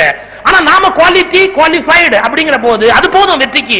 இன்னொருவர் தர்றாங்க தரலங்கிற பத்தி கவலைப்பட வேண்டிய அவசியம் இல்லை. இப்ப பாரதி அப்படின்னு கேட்டா, I am a born poet, நான் பிறவி கவிஞன் அப்படின்னு பாரதி நினைச்சா தமிழ்நாடு ஒத்துக்கல, அன்னைக்கு ஒத்துக்கல, அவன் வாழ்ந்த காலத்துல ஒத்துக்கல. பாரதி தலையில தள்ள அடிச்சுக்கிட்டான், எவ்வளவு பெரிய கவிஞன் தெரியுமாடா, யாரும் கேட்க மாட்டேங்க, பைத்தியம் பார் உலர்ந்து பார் அப்படின்ட்டான். ஏன் தெரியுங்களா? உங்களுக்கு ஒரு ரகசியம் தெரியுமா? இப்ப எந்த நூற்றாண்டுல இருக்கோமோ அதை விட 50 ஆண்டு அல்லது 100 ஆண்டு அஹெட், அதாவது தள்ளி நிக்கிறது. ஒரு 100 ஆண்டு அஹெடா இருக்கிறவங்களை இந்த 100 ஆண்டு எப்படி புரிஞ்சுக்கணும்? மங்கையர் மலர்னு ஒரு பத்திரிகை வருது, பெண்களை பத்தி நான் ஒரு கட்டுரை எழுதினேன். என்ன கண்ணோ பின்னாலும் திட்டி ஒரு சில பெண்கள் கடிதம் எழுதியிருந்தாங்க. நான் என்ன பதில் எழுதியிருந்தேன் தெரியுமா? உங்களுக்கு எனக்கு இடையில இடைவெளி இருக்கும். ஏன் இடைவெளி இருக்கும்னா, நீங்க பழசைய நான் எழுதணும்னு எதிர்பார்க்கறீங்க, ஆனா நான் அடுத்த நூற்றாண்டு எப்படி இருக்கணுங்கிறதுக்காக எழுதிட்டு இருக்கிறேன். நீங்கள் சென்ற நூற்றாண்டின் செங்கல், நான் அடுத்த நூற்றாண்டின் அடிக்கல். உங்களோடு என்னால் சமரசம் செய்து கொள்ள முடியாது. உங்கள் விமர்சனத்தை நீங்கள் தொடர்ந்து கொண்டே இருங்கள், என் எழுத்தை நான் தொடர்ந்து கொண்டே இருப்பேன். நமக்கு அந்த போல்ட்னஸ் இருக்கணும். இவங்க சொல்லிட்டாங்களேங்கிறதுக்கு நாம ஒண்ணு மாத்திக்கணும் ஒண்ணு கட்டாயம் கிடையாது. இப்ப பாரதி தலையில தான் வச்சுக்கமா, எவ்வளவு பெரிய பயட்டு, ஒரு பய கேட்க மாட்டேன். கடைசியா பாரதி என்ன சொன்னா தெரியுங்களா? சொல் புதிது. என் வார்த்தை ஒன்னொன்னும் புதுசுடா தமிழுக்கு. சொல் புதிது. அப்புறம் இந்த சப்ஜெக்ட் மேட்டர் வேற எவனுமே பாடினது இல்லடா. பூபேந்திர விஜயம், அந்தமான் தீவு, பிஜி தீவிலே பெண்கள் படுகிற வேதனை, பெண் விடுதலை, இதெல்லாம் யாராவது பாடின சப்ஜெக்ட்? அது வரைக்கும் பாலகங்காதர திலகன், கோகலே, விடுதலை கும்மி, இதெல்லாம் யாரும் சப்ஜெக்டா பாடவே இல்லை. பாரதி சொல்றான் பொருள் புதிது. நான் எடுத்துக்கிட்ட சப்ஜெக்ட் மேட்டர் புதுசுரா, சொல் புதிது. பாரதியோட சொல் புதுசுங்கிறதுக்கு என்ன அடையாளம்? நெஞ்சில் கனல் மணக்கும் பூக்கள் அப்படிங்கிறான். அப்படி ஒரு வார்த்தையை தமிழ் கேட்டதே இல்லை. பேசும் பொற்சித்திரமே அப்படின்னா 3 dimensional words, 3 dimensional words, அப்படி ஒரு வார்த்தை யாரும் கேட்டதே இல்லை. ஒரு பயலுக்கு புரியல, ஏன் அது வரைக்கும் அப்படி கேட்கல. பாரதிய சொன்னான், நான் எப்படி எழுதுறேன் தெரியுமா? சொல் புதிது, அப்புறம் பொருள் புதிது, அப்புறம் சுவை புதிது. இந்த டேஸ்டே தமிழ்நாட்டுக்கு தெரியாது. சுவை புதிது, சொல் புதிது, பொருள் புதிது, சுவை புதிது, சோதி மிக்க நவ கவிதை, என்னாலும் அழியாத மா கவிதை என் கவிதை. தன்னை பத்தி பாரதி என்னாலும் அழியாத மா கவிதை என் கவிதை. அப்படியும் தமிழனுக்கு புரியல. கடைசியா ஒரு வார்த்தை சொன்னான் பாரதி, என்ன? இந்த தமிழ்நாட்டுக்கு கவியரசர் இல்லை என்னும் வசை என்னால் கழிந்தது. இந்த கவிஞனுக்கு ராஜா இல்லைன்னு உலகத்துல பல பேர் நினைச்சுக்கிட்டு இருந்தா, நான் பிறந்த அந்த குறையை தீர்த்து வச்சுட்டேன். தமிழ்நாட்டுக்கு கவியரசர் இல்லை என்னும் வசை என்னால் கழிந்ததுன்னா அவனை பத்தி அவன் வச்சிருந்த அபிப்பிராயம். இது வெறும் அபிப்பிராயம் இல்லைங்க, அஸ்திவாரம். ஒரு சம்பவம் உங்களுக்கு சொல்ல கேளுங்க. பாரதி திருவனந்தபுரம் ஜூவுக்கு போனார். மனைவி செல்லம்மா பாரதி கூட போயிருக்காங்க. ஜூல போயிட்டு அவர் என்ன பண்றாரு, அந்த வாட்ச்மேன் கேட்டார், சிங்கத்தை தட்டி கொடுத்து பேசலாம், தொட்டு பேசலாமா அப்படி இல்ல. அந்த காவக்காரன் சொன்னா, நான் ரிப்ளை எல்லாம் அப்புறம் பண்றேன், இதுவரைக்கும் வந்த எவனுக்கு இந்த மாதிரி ஐடியா எல்லாம் தோணுறதே கிடையாது, உனக்கு மட்டும் ஏன் இப்படி தோணுது, சிங்கத்தை தொட்டு பேசலாமான்னு கேக்குறியே, ஏன் இப்படி உனக்கு மட்டும் இந்த மாதிரி தோணுது அப்படின்னு. அதுக்கு பாரதி ஒரு பதில் சொன்னான் பாருங்க, சிங்கம் காட்டுக்கு ராஜா, யாம் பாட்டுக்கு ராஜா, ராஜாவும் ராஜாவும் கைகுலுக்கி பேசுவது தானே மரியாதை. சிங்கம் காட்டுக்கு ராஜா, யாம் பாட்டுக்கு ராஜா, ராஜாவும் ராஜாவும் கைகுலுக்கி பேசுவதுதானே மரியாதை. அந்த வாட்ச்மேன் சொன்னா, உன் விதி அதுவா இருந்தா பாரு. செல்லம்மா பாரதி மனைவி கூட போனவங்க பதறிட்டாங்க. அவங்க வாழ்க்கை வரலாற்றுல இதை குறிக்கிறாங்க. அந்த அம்மா எவ்வளவு நகைச்சுவையா எழுதுறாங்க தெரியல. அந்த இடத்த எழுதிட்டு அப்ப செல்லம்மா பாரதி நினைச்சாங்களாம், பகவானே சிங்கத்துக்கானும் நல்ல புத்தி கொடு. இதை திருத்த நம்மால முடியாது, அதுவா பார்த்து இவர் உயிரோடு விட்டாதான் உண்டு. பகவானே சிங்கத்துக்கானும் நல்ல புத்தி கொடு என்று நான் பிரார்த்தித்துக் கொண்டேன். அந்த அம்மா சார் இவர் நிஜமாவே போய் சிங்கத்தை பேக் பண்ற, தட்டி கொடுத்தார். நீ காட்டுக்கு ராஜா, யாம் பாட்டுக்கு ராஜா அறிமுகப்படுத்திக்கிறார். இன்ட்ரோடக்ஷன். அவர் வெறும் தன்னை கவியரசர்னு நினைக்க, அந்த வெறும் வார்த்தைக்கு இல்லைங்க, நிஜமா நினைச்சான். தமிழ்நாட்டுக்கு கவியரசர் இல்லை என்னும் வசை என்னால் கழிந்தது. பாருங்க அந்த தன்னம்பிக்கை. உங்க ஒவ்வொருத்தர் மனசுலையும் அப்படி ஒரு அகங்காரம் இருக்கக்கூடாது, ஆனா நம்பிக்கை இருக்கும். என்னை விட பெரிய அறிவாளி இல்லைன்னு திமிர் இருக்கக்கூடாது, நான் நிச்சயமா வெற்றி பெறுவேன், அந்த நம்பிக்கை இருக்கணும். அப்துல் கலாம் சார் ஒரு பள்ளிக்கூடத்துக்கு போயிருந்த போது பெண்கள் பள்ளியில ஒரு கேள்வி கேட்டார். ஐஸ்வர்யா ராய உலக அழகியா தேர்ந்தெடுத்ததுக்கு என்ன காரணம் அப்படின்னு கேட்டார். ஐஸ்வர்யா ராய இத கலாம் கேட்பாருன்னு யாரும் நினைச்சிருக்க மாட்டார். ஐஸ்வர்யா ராய பத்தி அவர் யோசிச்சிருப்பாருன்னு யாரும் நினைக்க முடியாது. அவர்கிட்ட கேட்டா அவரே கேட்கிறாரு, ஐஸ்வர்யா ராய உலக அழகியா தேர்ந்தெடுத்ததுக்கு என்ன காரணம். ஒரு பொண்ணு எழுந்து சொன்னாங்க, அங்க வந்திருந்த பெண்கள்லயே அவங்க ரொம்ப அழகியா இருந்தாங்க, தேர்ந்தெடுத்தாங்க.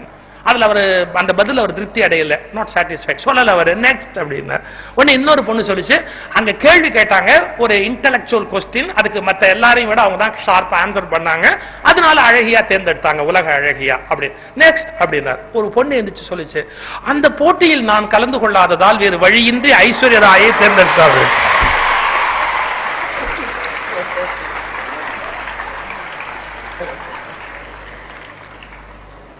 கலாம் சொன்னார், கரெக்ட் ஆன்சர். ஏன்னா கான்பிடன்ஸ் லெவல் அந்த அளவுக்கு இருக்கணும், கான்பிடன்ஸ் லெவல் அந்த அளவுக்கு இருக்கணும். என்ன இப்ப நீங்க பெண்பிள் பிள்ளைங்க, எனக்கு வந்து உங்க வயசு தாண்ட பிள்ளை, என்னுடைய முதல் பொண்ணு எம்காம் முடிச்சுட்டு காட் மேரிட், ரெண்டாவது எம்பிஏ படிச்சுட்டு இருக்கிறா. சோ இந்த ஏஜ் குரூப் இல்ல எப்படி இருக்கும் மைண்ட் எல்லாம் எனக்கு அத்துப்படி, இப்படி கூட வச்சுக்கலாம். அதுங்க சொன்னதை கேட்க மாட்டேங்குதா, இது மாதிரி வந்து சொல்லிட்டு இருக்கிறேன்னு வச்சுங்களேன்.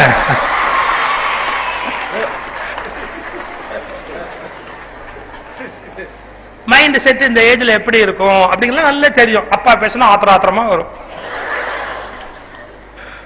ஒண்ணும் பண்ண முடியாது, அந்த ஏஜ் அப்படி. அந்த மனோநிலை, அந்த கோபம், அந்த ஆத்திரம் அந்த ஏஜ் குரூப்ல அப்படி இருக்கிறது தவிர்க்க முடியாதது.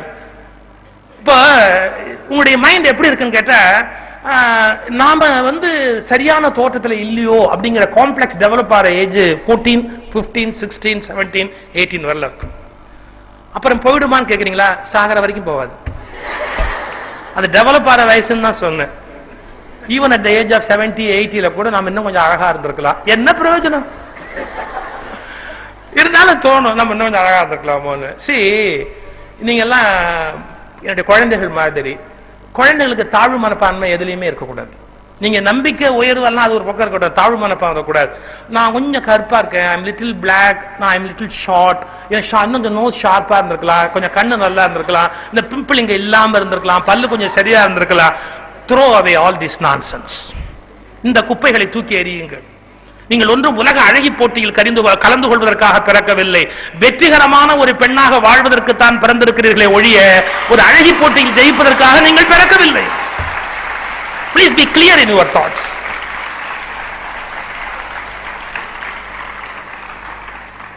எஸ்பெஷலி நான் உங்களுக்கு ரொம்ப முக்கியமான விஷயம் சொல்றேன், கலர் காம்ப்ளெக்ஸ் பாருங்க.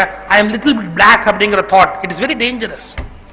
நான் பார்க்கிற யூத் பல பேர்த்த பார்க்கும்போது என்ன, நம்ம ஊர் விளம்பரத்திலேயே அப்படித்தான் கட்டுறான், கருப்பா இருந்தா வேலை கிடைக்காது, கல்யாணம் ஆகாது, இன்னும் சொல்றேன் கருப்பா இருந்தாலும் நடக்காது அப்படிங்கிறான். பொய். நீங்க இந்தியாவுடைய எப்பிக்ல எடுத்துக்கிட்டீங்கன்னா ரொம்ப அதீதமான உலகத்தில் நேசிக்கப்பட்ட கதாநாயகன் சொல்லப்படுகிறவன் கிருஷ்ணன். அவன் கருப்பு தான். இது ஏதோ தப்பா சொல்லிட்டு இருக்கா இந்தியன் மைண்ட்ல வந்து. அது எப்படி தெரியுமா ஏற்பட்டுச்சு, நான் ரீசன் சொல்லிடுறேன். வெள்ளைக்காரன் ஆட்சிக்கு வந்தா பாத்தீங்களா, அப்ப வெள்ளைக்காரன் ஒரு விஷ விதைய மைண்ட்ல போட்டான், என்னன்னா வெள்ளை வசதி கருப்பு மட்டம். நீங்க கேரம் போர்டு விளையாடுறீங்கல்ல, கேரம் போர்டுல வெள்ளைக்கு எவ்வளவு, கருப்புக்கு 1, வெள்ளைக்கு 2. இது இங்கிலீஷ்காரன் பண்ண திமிரு. நீங்க அதுல அந்த நடுவுல ரெட் இருக்குல்ல, அதுக்கு என்ன 5. ஏன் தெரியுங்களா? குயின் அதுக்கு பேர் வச்சா. வெள்ளக்காரன் குயின் சேப்பா இருக்கலாம், அவன் மட்டும் ரொம்ப அதீத மரியாதையா, அதனால அவளுக்கு 5 பாயிண்ட்ஸ் அவளுக்கு மட்டும். வெள்ளக்காரன் போகும்போது அப்படி ஒரு விஷ விதையை போட்டு போயிட்டான், என்ன வெள்ளைன்னா ஒஸ்தி கருப்புனா மட்டும், அப்படி தூக்கி எறிங்க அந்த குப்பையை. ஏன் வெள்ளையா இருக்குது கருப்பா இருக்கிறது தோல்ல இருக்கிற விஷயம் என்ன இருக்கு யோசிச்சு பாருங்க. இப்ப நம்ம கொஞ்சம் கருப்பா இருந்தோம்னா இங்க இருக்கிற பெண்கள்லாம் வருத்தப்படலாம், கருப்பா இருக்கிறோம்னு. ஒண்ணு புரிஞ்சுக்கங்க, நம்ம தோல் கருப்பா இருந்தா என்ன அர்த்தம் தெரியுமா? நம்ம பாட்டனும் பாட்டியும் தாத்தனும் தாத்தியும் வயல்ல கயனில உழைச்சவங்கன்னு அர்த்தம். உழைச்சவன் பரம்பரைங்கிறது பெருமைப்பட வேண்டிய விஷயமே ஒழிய வெக்கப்பட வேண்டிய விஷயம் இல்லையா?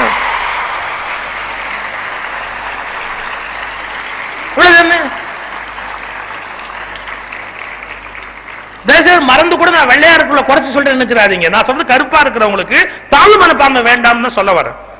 உங்களுக்கு தெரியுமா, இந்த ஏற்றுமதி பண்றாங்கல்ல கல்லுங்க, அதுல வந்து வெள்ளை மார்பிள் இருக்கு இல்லையா, ராஜஸ்தான் ஒயிட் மார்பிளை விட ஜெட் பிளாக் கிரானைட் கல் இருக்கு இல்லையா, அதுக்கு வந்து காஸ்ட் கூட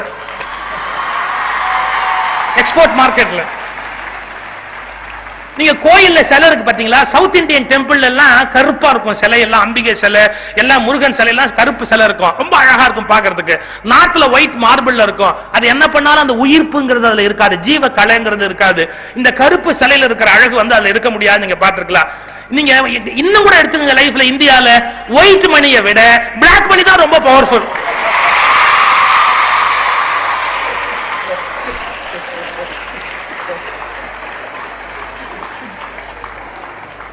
அவர் போய் பிளாக்ங்கிறத போய் குறைவா நினைச்சுக்கிட்டு I am little bit black அப்படின்னா throw away all this nonsense.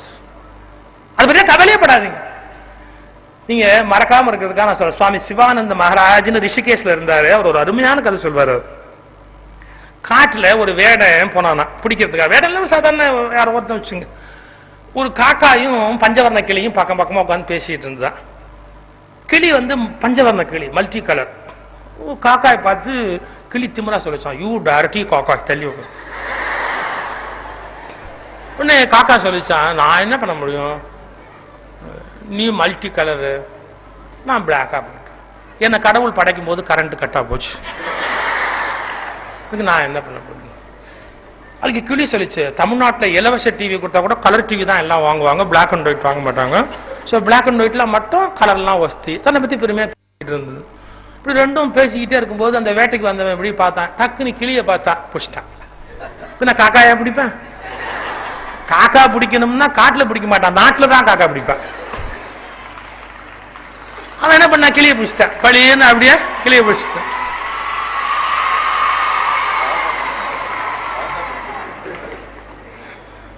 காக்கா பிடிக்கிறதுக்கு எக்ஸாக்ட் தமிழ் அர்த்தம் தெரியுமா உங்களுக்கு? அது எப்படி வந்து தெரியுமா? தமிழ் கொஞ்சம் தமிழ் வகுப்பு நடத்துவோமா? ஒரே நிமிஷம். அதாவது ஒருவர் கால் கை பிடித்து முன்னுக்கு வருதல், கால் கை பிடித்தல், காக்கை பிடித்தல், காக்கா பிடித்தல் ஆச்சு. சரி கட்டி கால கையை பிடிச்சு முன்னுக்கு வந்துறது இருக்கு இல்லையா, அப்படி வந்தது கால் கை பிடித்தல்ங்கிறது காக்கா பிடித்தல் ஆச்சு. அப்படிதான் வந்தது.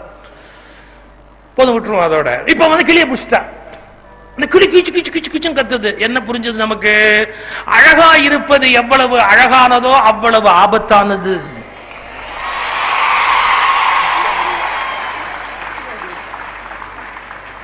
காக்கா ஒண்ணு சொல்லிச்சு, நல்ல வேலைப்பா நான் பிளாக் அண்ட் ஒயிட். அப்புறம் அதுக்கு ஒரு கியூரியாசிட்டி, இந்த கிளியை பிடிச்சு என்ன பண்ண போறாங்க அப்படின்னு.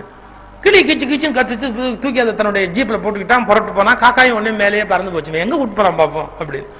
கிளியை நேரா வீட்டுக்கு கூட்டிட்டு போய் பழக்குவாங்களாம். கிளியை பேச பழக்கிறவங்க நான் படிச்சிருக்கேன், எப்படி பழக்குவாங்கன்னா, பூண்டு இருக்கு இல்லையா, கார்லிக், பூண்டை நெருப்புல சுட்டு கிளி நாக்குல வைப்பாங்களாம் குழையறதுக்கா.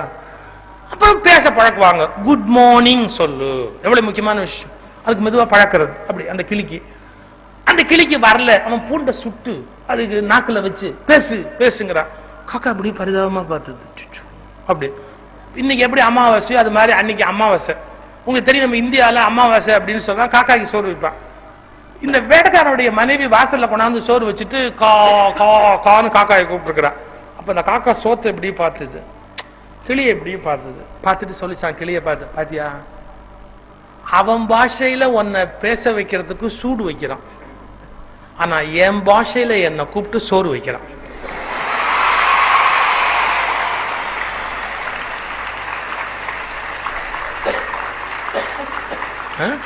அவன் பாஷையில உன்னை பேச வைக்கிறதுக்கு சூடு வைக்கிறான், ஆனா என்ன என் பாஷையில கூப்பிட்டு சோறு வைக்கிறான். I am greater than you போ அப்படின்ட்டு காக்கா பறந்து போச்சு அப்படின்னா.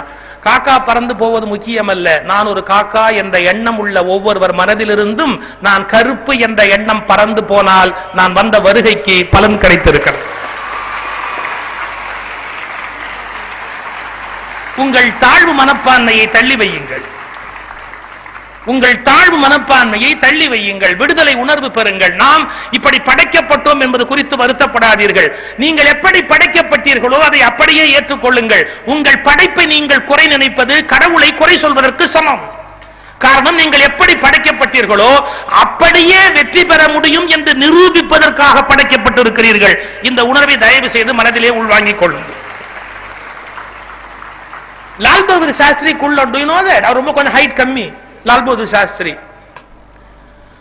பிரைம் மினிஸ்டர் ஆன உடனே ஒரு கேள்வி கேட்டாங்க, சார் நீங்க ரொம்ப ஷார்ட்டா இருக்கிறீங்க, பிரைம் மினிஸ்டர் ஆயிட்டீங்க, அது ஒரு வகையான காம்ப்ளெக்ஸ், உங்களுக்கு இன்ஃபீரியாரிட்டி காம்ப்ளெக்ஸ் உண்டு பண்ணலையா?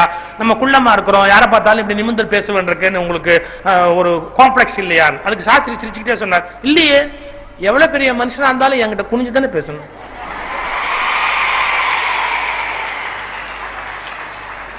ஒன்னும் வருத்தப்படுறதுக்கு ஒண்ணும் இல்லையே அப்படின்னு. குள்ளமா பிறந்துட்டோம் அவசியம் இல்ல. நம்ம இப்படி தோட்டம் இப்படி அமைஞ்சு போச்சு, பல்லு இப்படி போயிடுச்சு, கண்ணு இப்படி போச்சு, அதெல்லாம் ஒரு பெரிய விஷயமா எடுத்துக்கொள்ள வேண்டிய அவசியமே இல்லை. நான் ஒரு ரகசியம் சொல்றேன், உலக அழகின்னு சொல்றவங்களை கூட மைக்ரோஸ்கோப் வச்சு நீங்க இந்த இடம்லாம் பாத்தீங்கன்னா நம்ம ரோடு எல்லாம் தேவையில்லை, அப்படித்தான். அழகு என்பது ஒரு தற்காலிகமான ஒரு அபிப்பிராயம், அது ஒரு தற்காலிகமான ஒரு அபிப்பிராயம். அதற்கு வாழ்க்கையில் அவ்வளவு முக்கியத்துவம் கொடுக்க வேண்டிய அவசியம் இல்லை. இன்னொன்னு வேணும், என்னன்னா ப்ளீஸ் பி போல்ட், எப்போதுமே துணிச்சலா இருக்கும். ஒரு முறை நான் ஒரு ரயில்வே ஸ்டேஷன்ல நின்றுட்டு இருக்கிறேன், 2 +2 படிக்கிற பையன் என்ன கை காமிச்சு பேசிட்டு இருக்கிறான். நான் கூட வேடிக்கை, +2 பிள்ளைங்களை பார்த்த உடனே தெரியும், +1 என்ன கை காமிச்சு பேசிட்டு இருக்கிறான். நான் ஒரு 5 நிமிஷம் பார்த்துட்டு, இங்க வாங்க கூப்பிட்டாங்க, என்ன இந்த கை காமிச்சு பேசுற, என்ன விஷயம் பேசுற? ஒண்ணு அந்த சன் டிவியில் ஒரு சுகிசி நீங்க தானோ அப்படின்னு டவுட். அவன் கேட்டது நியாயம். டிவியில நான் கொஞ்சம் ஒல்லியா தெரியுது, அது கழுத்துக்கு கீழே தெரியாதபடி பாத்துக்கிறதால ஒல்லியா தெரியுது, அவ்வளவுதான், வேற எதுவுமே. அவனுக்கு டவுட். அப்ப சொன்ன, ஆமா நான் தான். அதையும் அங்கேருந்து பேசுற கிட்டக்கு ஆரியும் மிஸ்டர் சுகி சிவம் கேட்டு கை குலுக்க வேண்டியதானப்பா அப்படி. அந்த விஐபி எல்லாம் நம்ப முடியாது, வள்ளுன்னு விழுவாங்க. நான் சொன்ன, விழுந்தா பதிலுக்கு வள்ளுன்னு விழு, உன்னை மதிச்சு பேசினா ஏன் அப்படி விழற அப்படின்னு கேளு, நீ அறிமுகப்படுத்தி கையை குலுக்கி பேச வேண்டியதானப்பா அப்படின்னு. இல்ல சார் தயக்கமா இருக்குன்னு. தயக்கம் கூடாது. நீங்க யாராவது சந்திக்கணும்னு நினைச்சா நல்ல போல்டா போய் நின்று பேச வேண்டியதை பேசி, சொல்ல வேண்டியதை சொல்லி, நீ லைஃப்ல பெருசா பின்னாடி முன்னுக்கு வரணும் வச்சுங்க. இந்த குணம் இருக்கணும், குவாலிட்டி இருக்கணும். வால்மீகி ராமாயணத்துல ராமனை பத்தி ஒரு வார்த்தை வரும், பூர்வ பாஷி. பூர்வ பாஷினா என்னன்னா, தானே தன்னை அறிமுகப்படுத்தி இன்னொருத்த பேசிக்கிறது. அவங்க பேசட்டுமேனு தயங்கி காத்துக்கிட்டு இருக்கிறது இல்ல, தானே போறது, பேச வேண்டியது பேசுறது, அவங்க அறிமுகப்படுத்தி பழகிக்கிறது. பூர்வ பாஷி. முதலில் பேச்சை தொடங்குபவர். 2 பேர் உட்கார்ந்து இருக்கும் போது முதல்ல பேச்சை தொடங்குறவர் இன்டெலிஜென்ட் அர்த்தம். ஏன்? போல்டா இருக்காரு, பரவாயில்ல, எது வந்தாலும் ஃபேஸ் பண்ணலாம் அப்படிங்கிற லீடர்ஷிப் குவாலிட்டியோட இருக்கிறார் அப்படின்னு அர்த்தம். அப்படி தயக்கம் இல்லாம பேசணும். நான் கடைசியா அந்த பசங்களுக்கு சொன்னேன், உடனே ஒரு ஆட்டோகிராஃப் நீட்டி என்கிட்ட கையெழுத்து போடுங்க சார் அப்படின்னா. நான் அந்த பையனுக்கு சொல்றது உங்களுக்கு வாழ்க்கை முழுக்க பயன்படுறதுக்காக சொல்றேன். எங்கிட்ட ஆட்டோகிராஃப் நீட்டின பையனுக்கு நான் போடல. நான் ஒரே ஒரு வார்த்தை சொன்னேன், தம்பி வாழ்க்கையில் ஆட்டோகிராஃப் போடுகிறவனாக இரு, வாங்குகிறவனாக இருக்காது.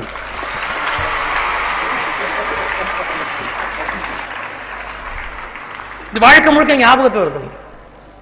நம்முடைய தோற்றம், நிறம், உயரம் இது குறித்த தாழ்வு மனப்பான்மைகளை முற்றிலுமாக தள்ளி வைக்க வேண்டும். நீங்க ஆல்ரெடி ஒரு பிரில்லியன்ட் ஸ்டூடெண்ட்ஸ், சிட்டி லைஃப்க்கு நாளைக்கு வரும்போது மெட்ராஸோ பாம்பேயோ டெல்லியோ எங்க போய் இங்க உட்கார்ந்தாலும் நீங்க மேக்கப் பண்ணிடுவீங்க.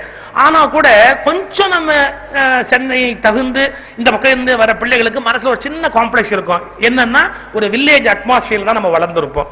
நம்ம வீடுகள்லாம் வில்லேஜ்ல நம்ம அப்பா அம்மால முதல் தலைமுறை தான் படிச்சவங்களா இருப்பாங்க, இல்ல படிக்காதவங்களாவே கூட இருப்பாங்க. உங்களுக்கு அங்க வந்த உடனே ஒரு காம்ப்ளெக்ஸ் இருக்கும். பாம்பேலயோ டெல்லியிலயோ ஹைதராபாத்லயோ பெங்களூர்லயோ மெட்ராஸ்லயோ போய் உங்க படிப்பை நீங்க தொடங்குறீங்க மேலேங்கிற போது ஒரு காம்ப்ளெக்ஸ் வரும். என்ன? வேற லாங்குவேஜ், வேற கல்ச்சர். அதுக்கு மட்டும் இல்ல, கான்வர்சேஷன் எல்லாமே இங்கிலீஷ்ல ஃப்ளூயண்டா பண்ண வேண்டியிருக்கும். நமக்கு இங்கிலீஷ் வருமா வராதா, இந்த மாதிரி ஒரு சில தயக்கம், ஒரு தாழ்வு மனப்பான்மை பல பேருக்கு இருக்கும். எப்படி இங்கிலீஷ்ல பேசுறதுன்னு பயப்படக்கூடாது. வாழ்க்கையில ஒரு சில தெளிவு இருக்கணும். என்ன? நம்ம இங்கிலீஷ் பேசும்போது தப்பு இல்லாம பேசணும், இது ரொம்ப முக்கியம். நம்ம தப்பா பேசி யாராவது திருத்திட்டாங்கன்னா திருத்திக்கலாம், அதை பத்தி ஒண்ணும் தப்பு இல்லை. ஆனா தப்பா பேசிடுவோமோன்ற பயத்துல பேசாம இருக்கக்கூடாது. நம்ம தப்பா பேசிடுவோமோ அப்படிங்கிற பயத்துல பேசாம இருக்கக்கூடாது. உங்களுக்கு தெரியுமா, மகாத்மா காந்தி தப்பான இங்கிலீஷ் எழுதியிருக்காரு தெரியுமா உங்களுக்கு? சுவாமி விவேகானந்தர் தப்பான இங்கிலீஷ் பேசியிருக்காரு தெரியுமா உங்களுக்கு? ஏன்? அது என்ன இருந்தாலும் அந்நிய மொழி தானே. மகாத்மா காந்தி ரைட் ஆனரபிள் சீனிவாஸ் சாஸ்திரின்னு ஒருத்தருக்கு கடிதம் எழுதினார். சீனிவாஸ் சாஸ்திரிக்கு. சீனிவாஸ் சாஸ்திரி இங்கிலீஷ்ல ரொம்ப பெரிய நிபுணர். அவர் சில்வர் டங் சீனிவாஸ் சாஸ்திரின்னு பேரு. அவர் எப்பேற்பட்டவர் பாருங்க. மகாத்மா காந்தி லெட்டருக்கு ரெட்டிங் பேனா எடுத்து கோடு போட்டார். எங்கெல்லாம் தப்போ அதெல்லாம் கோடு போட்டார். காந்திக்கு லெட்டரை திருப்பி அனுப்பிச்சார், உங்க இங்கிலீஷ்ல இவ்வளவு தப்பு இருக்கு. வேற யாரா இருந்தாலும் கவலைப்படுவாங்க. காந்தி என்ன சொன்னார் தெரியுமா பதில்? அதுக்கு காந்தி இங்கிலீஷ்ல இவ்வளவு தப்பு இருக்கு அப்படின்னு சீனிவாஸ் சாஸ்திரி லெட்டர் அனுப்பிச்ச உடனே சொன்னார் காந்தி, இது போல் திருத்தப்பட வேண்டிய கடிதங்கள் என்னிடத்தில் நூற்றுக்கணக்காக இருக்கின்றன, நீங்கள் என் உதவியாளராக வேலைக்கு சேர முடியுமா?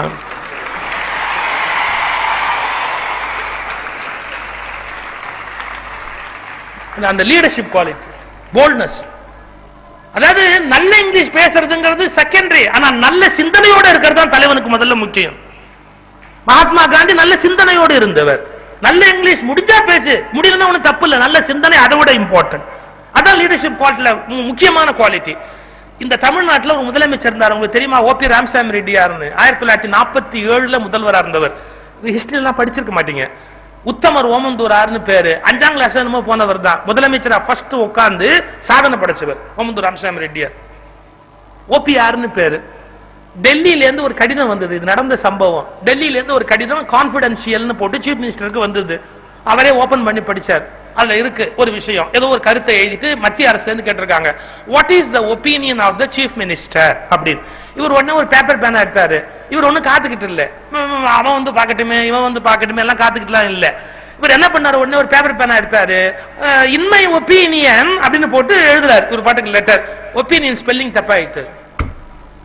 அவர் படிக்கல இங்கிலீஷ் சரியா, அவருக்கு தெரியாது, அவ்வளவுதான். அதனால வந்து ஒப்பீனியனுக்கு ஸ்பெல்லிங் தப்பா எடுத்து லெட்டர் எழுந்தாரு, முடிச்சாரு, கவருக்குள்ள வச்சு செக்ரட்டரியை கூப்பிட்டாரு, டெல்லிக்கு போஸ்ட் பண்ணு அப்படின்னு. அந்த செக்ரட்டரி என்ன பண்ணாரு, எல்லா செக்ரட்டரி மாதிரியும் பிரிச்சு படிச்சாரு. தப்பா எழுதிருக்கிறாரு. உடனே வேற லெட்டர் டைப் பண்ணி கொண்டாந்து கையெழுத்துக்கு வச்சாரு. ஓபிஆர் கேட்டாரு, என்ன அது லெட்டர்? நான் தான் எழுதிட்டேன், அப்புறம் என்னத்துக்கு டைப் பண்ணிருக்கேன்? அதுல ஒப்பீனியன் ஸ்பெல்லிங் தப்பா இருந்தது. ஓபிஆர் கேட்டார் பாருங்க, இந்த அவன் உன் ஒப்பீனியன் கேட்டானா என் ஒப்பீனியன் கேட்டான். Leadership quality. அவன் உன் ஒப்பீனியன் கேட்டானா என் ஒப்பீனியன் கேட்டானா? செக்ரட்டரி சொன்னார், யார் ஒப்பீனியனுக்கு ஸ்பெல்லிங் ஒன்று தானுங்க. ஓபிஆர் பதில் பாருங்க, இல்ல உன் ஒப்பீனியனுக்கு அது ஸ்பெல்லிங், என் ஒப்பீனியனுக்கு இதான் ஸ்பெல்லிங். நீங்க என்ன நினைப்பீங்க, இவர் ரொம்ப மட்டக்கணம் முடிச்சாலு அடமெண்டா தான் பண்ண தப்ப நியாயப்படுத்துறாருன்னு. ஓபிஆர் அப்படிப்பட்ட மனுஷன் இல்ல. அடுத்த வார்த்தை சொன்னார், என்ன எனக்கு இங்கிலீஷ் தெரியாதுங்கிறத நீ மறக்கிறியா?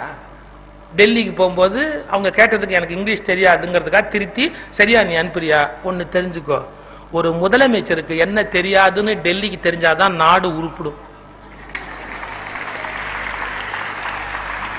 யாரா நினைப்பாங்களா, அவருக்கு எல்லாம் தெரியும் நினைச்சிட்டு இருந்தா நாடு உருப்படாது. எனக்கு இங்கிலீஷ் தெரியாதுங்கிறது அவங்களுக்கு தெரியட்டும், என் லெட்டர் அனுப்பு. எப்படி எனக்கு இங்கிலீஷ் தெரியாதுங்கிறது அவங்களுக்கு தெரியட்டும், என் லெட்டர் அனுப்பு. ஒரு போல்ட் லீடர் அவர். காமராஜ் அது மாதிரி, மொரார்ஜி தேசாய் அது மாதிரி, இந்திரா காந்தி அது மாதிரி. என்னன்னா டெசிஷன், சில விஷயத்தை முடிவெடுத்தா அந்த முடிவுல உறுதியா நிக்கிறது, அதை நோக்கி பயணப்படுவது. அந்த மாதிரி கிளியர் கட் திங்கிங். அதை விட்டு தாழ்வு மனப்பான்மையில எனக்கு வருமா வராதான் தெரியல. நான் சொன்ன பாருங்க, செல்ஃப் இமேஜ் அதுதான் உங்களை மேல தூக்கிட்டு போகும். அதை விட்டுட்டு எனக்கு இங்கிலீஷ் எப்படி வரும், சரியா வராதோ, நான் எப்படி பேசுறது, தப்பா பேசிட்டா, ஈசுக்கு வாஸ் பேசிட்டா, வாசுக்கு ஈசு பேசிட்டா, ஆடுக்கு நீ தப்பா இங்கிலீஷ் பேசினா கவலைப்பட வேண்டியவன் இங்கிலீஷ்காரனே ஒழிய நாம இல்ல.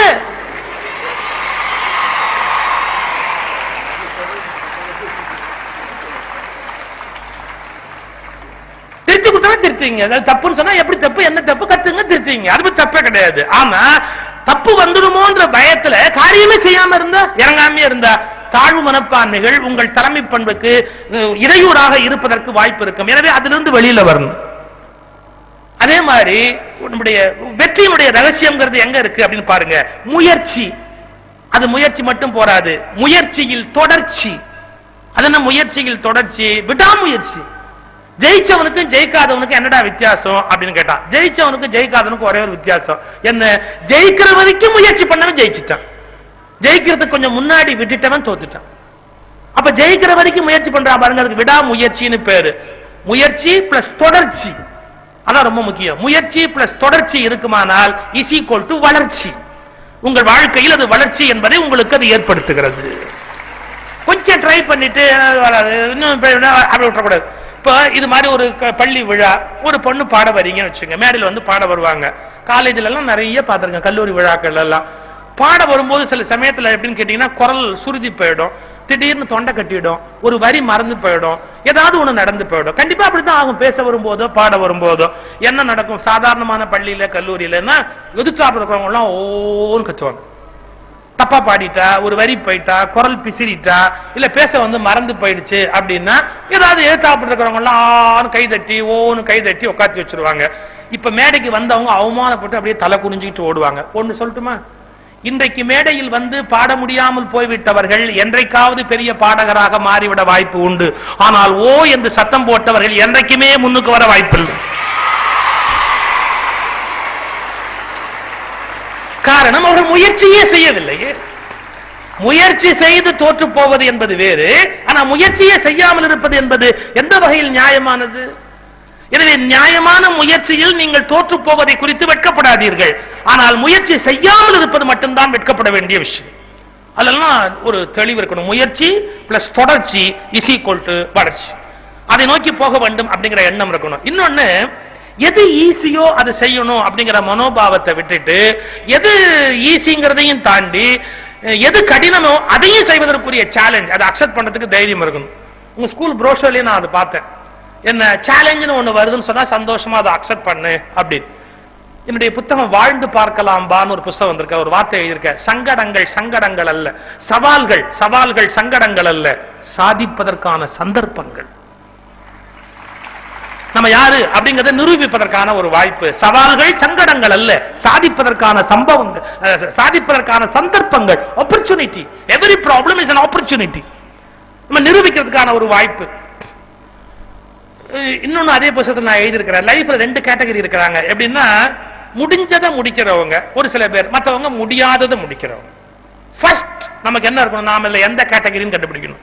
முடிஞ்சதை முடிக்கிறவங்க, முடியாத முடிக்கிறவங்க. ஒரு வேலைக்கு நாளைக்கு பின்னாடி போறீங்க, இதெல்லாம் முடிக்கணும் அப்படின்னா சில பேர் செய்ய மாட்டாங்க வேலையெல்லாம் ஆபீஸ்ல. ஏன் செய்யலன்னா, முடிஞ்சா செய்ய மாட்டோமா, நாங்க என்ன முடிஞ்ச செய்ய மாட்டோமா, முடியல முடியல செய்யல, அவ்வளவுதான். என்ன வேணும்னா செய்யாம இருக்கிறோம், முடியல செய்யல அப்படின்னு. பட் லைஃப்ல அது வெற்றி அல்ல. முடிஞ்சதை செய்யறவங்களை விட முடியாததை செய்யறவங்க பெரிய ஆள். நான் இதுக்கு ஒரு வாசகம் எழுதியிருக்கிறேன் மறக்காம இருக்கிறதுக்காக, என்னுடைய அந்த வாழ்ந்து பார்க்கலாம் புத்தகத்திலேயே. முடிஞ்சதை முடிக்கிறவனுக்கும் முடியாத முடிக்கிறவனுக்கு என்ன வித்தியாசம் இருக்கு? இப்போ மாசம் மாசம் நாங்கெல்லாம் ஹேர் கட் போடுறதுக்காக போய் உட்காடுறோம். இப்ப ஆம்பளைங்களும் உங்களுக்கு போட்டியா வளர்த்துட்டா. அது என்னன்னா, நீங்க எண்ணெய் கிண்ண கிரீம் எல்லாம் போட்டு வளராததெல்லாம் அந்த பயல்களுக்கு வளருது. அதான் ஆச்சரியம். அப்புறம் அதுக்கு ஒரு ரப்பர் பேண்ட் வேற பின்னாடி போட்டுக்கிறோம். அது எப்படிதான் போடுறான்னு தெரியல. பையன் ரொம்ப இப்ப தேறிட்டேன். நாங்கெல்லாம் பழைய ஸ்கூல்ல தாட்டு அப்பப்ப மாசம் மாசம் போய் தலையை கொடுத்துருவோம், வெட்டிடுவோம், போய் உட்காருவோம். உட்கார்ந்த உடனே அவர் பாட்டுக்கு வெட்டா இருப்பார். நாங்க ஒன்னே ஒண்ணு பண்ணணும், தூங்கிடணும். முடிச்சு பார்த்தா நமக்கே நம்மள அடையாளம் தெரியாது, அப்படி மாத்தி வச்சிருப்பாரு அவர் எல்லாம் கம்ப்ளீட்டா. நான் எழுதியிருந்தேன், முடிந்ததை முடிப்பது அப்படிங்கிறது இந்த முடி வெட்டிக்கிற மாதிரி. பேசாம உட்கார்ந்துருப்போம், அவர் வெட்டி விட்டுறாரு, ஒண்ணு இல்ல, ஈஸி, முடிஞ்சு போச்சு. இப்ப வாழ்க்கையில முடிந்ததை முடிப்பவர்கள் முடிவெட்டி கொள்ளுகிறார்கள், முடியாததை முடிப்பவர்கள் முடி சூடிக் கொள்ளுகிறார்கள். இந்த கிளாரிட்டி. முடிந்ததை முடிப்பவர்கள் முடி வெட்டி கொள்ளுகிறார்கள், முடியாததை முடிப்பவர்கள் முடி சூடிக் கொள்ளுகிறார்கள். நாம் முடி சூடிக்கொள்ள பிறந்தவர்கள் என்ற எண்ணம் மனசுல தங்கியிருக்கும். நான் டீச்சர்ஸ் இருக்கீங்க, டீச்சர்ஸ்க்கு அதே சொல்றேன். என்னன்னா, இந்த பையனுக்கு பாடம் வராது, அப்ப அவனை என் கிளாஸ்ல போடுங்க. ஏன்? ஆனா படிக்கிற பையனுக்கு பாடம் சொல்லி கொடுக்க எனக்கு கஷ்டம், எவன் படிக்க மாட்டானோ அவனை என்கிட்ட விடுங்க, நான் படிக்க வைக்கிறேன் அப்படின்னா அதுல வெற்றி. முடியாது, என்கிட்ட கொடுங்க. அதாவது நம்முடைய லீடர்ஷிப் குவாலிட்டி, எபிலிட்டி அப்படிங்கறத நிரூபிக்கிறதுக்கு எது சந்தர்ப்பம்னா, எங்க ரெசிஸ்டன்ஸ் ஜாஸ்தியா இருக்கோ அங்க ஜெயிச்சு காட்டணும். இதை யாரு ஏத்துக்க மாட்டாங்களோ அவங்கள ஏத்துக்கணும். சார், புத்தருடைய வெற்றியே எவனா எதிர்ப்பானோ அங்க போய் முதல்ல நிப்பாரு. அவர் அங்குல்மால்னு ஒரு பெரிய அரக்கன், கொலகாரன், அவன் அங்க போனா கொன்னுடுவான். அப்ப அங்கதான் போகணும் அப்படிங்கிறது. அவனுக்கு ஏன் அங்குல்மால்னு பேனா, விரல வெட்டி கொன்னவன் விரல வெட்டி மாலையா போட்டுக்கணும். அவன் நீ காலைல ஆஞ்சநேயர் கோயிலுக்கு கூட்டு போனாங்க, பல பேர் வேண்டுதல் சீட்டெல்லாம் கட்டி ஆஞ்சநேயர் போட்டுருக்காங்க.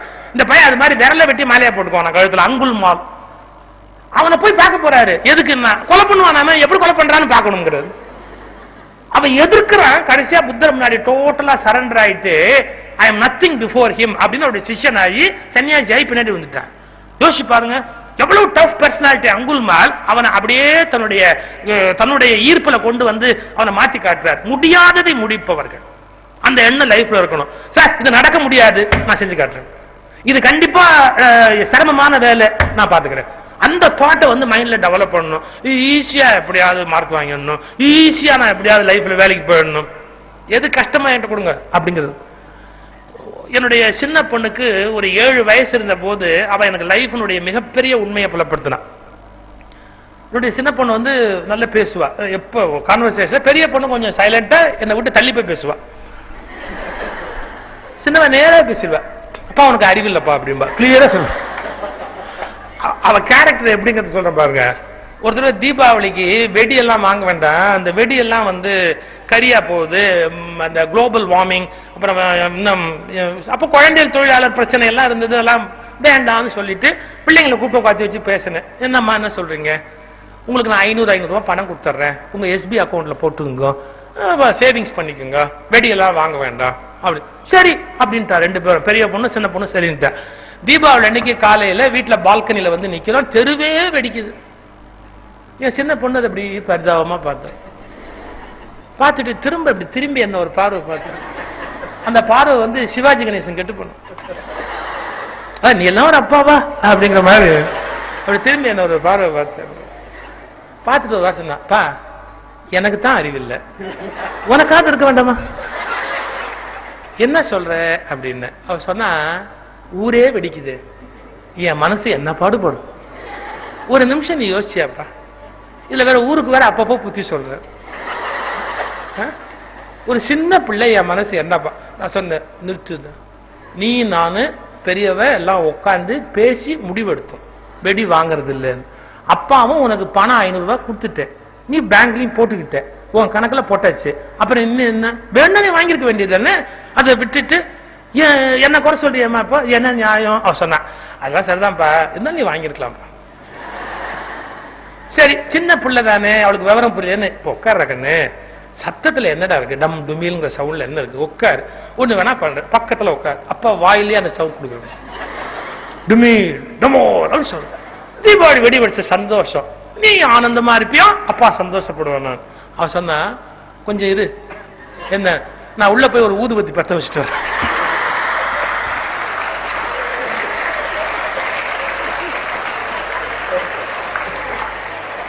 எதுக்கு அப்படின்னு அப்பப்ப வாயில வைக்க.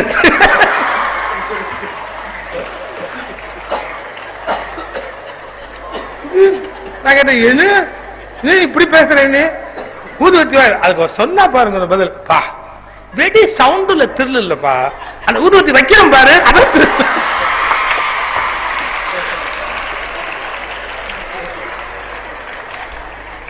அது மாதிரி ஒரு ஒரிஜினல் இன்டெலிஜென்ஸ் உடையவ, அப்படி பேசுவா, எல்லாமே ஃபுல் ஃப்ரீடம் உண்டு அவளுக்கு லைஃப்ல எல்லாம். இதே மாதிரி அவள் 7 வயசு பாருங்க, எனக்கு லைஃப் அவ புரிய வச்ச இடம் பாருங்க. நாங்க மெட்ராஸ்ல ஒரு வீடு வாடகைக்கு குடியிருந்தோம், மேல வந்து 3 பெட்ரூம், கீழே வந்து ஹாலு, ரிசப்ஷன் ஹாலு, கிச்சன், டைனிங்கோட இருக்கும், அவ்வளவுதான். மாடி பெட்ரூம், டியூப்ளெக்ஸ் சிஸ்டம் வீடு. எனக்கு ஒரு ப்ராப்ளம் என்னன்னு கேட்டா, இந்த கண்ணாடி ஏதாவது நான் மேல வச்சுட்டேன், டைரி ஏதாவது மேல வச்சுட்டேன், விசிட்டர்ஸ் யார்ட்டையாவது பேசினா மேல போய் திரும்ப எடுத்துட்டு வரணும். அப்போ யாராவது வந்துட்டு போனாங்கன்னா கொஞ்சம் சிரமமா இருக்கும். அதெல்லாம் என்னுடைய வாழ்க்கையை தொடங்கின காலம். அப்போ பொண்ணுக்கு 7 வயசு, இப்ப அவளுக்கு 22 வயசு ஆச்சு பாருங்க, 15 வருஷத்துக்கு முந்தின வாழ்க்கை அதெல்லாம். ஒரு தடவை என் கண்ணாடி மேல இருந்தது, இவன் மேல இருந்து இறங்கி கீழே வந்தா. இப்ப சொன்னேன்மா, அப்பா கண்ணாடி மேல இருக்கா கண்ணு, அதை போய் எடுத்துட்டு வா, அப்பா கண்ணாடி எடுத்துட்டு வான்னு. இப்படி திரும்பி இப்படி பார்த்தா, அவங்கவுங்க வேலையை அவங்கவுங்க செய்யணும்னு காலையில எங்களுக்கு என்ன பெருசா அட்வைஸ் எல்லாம் பண்ணு.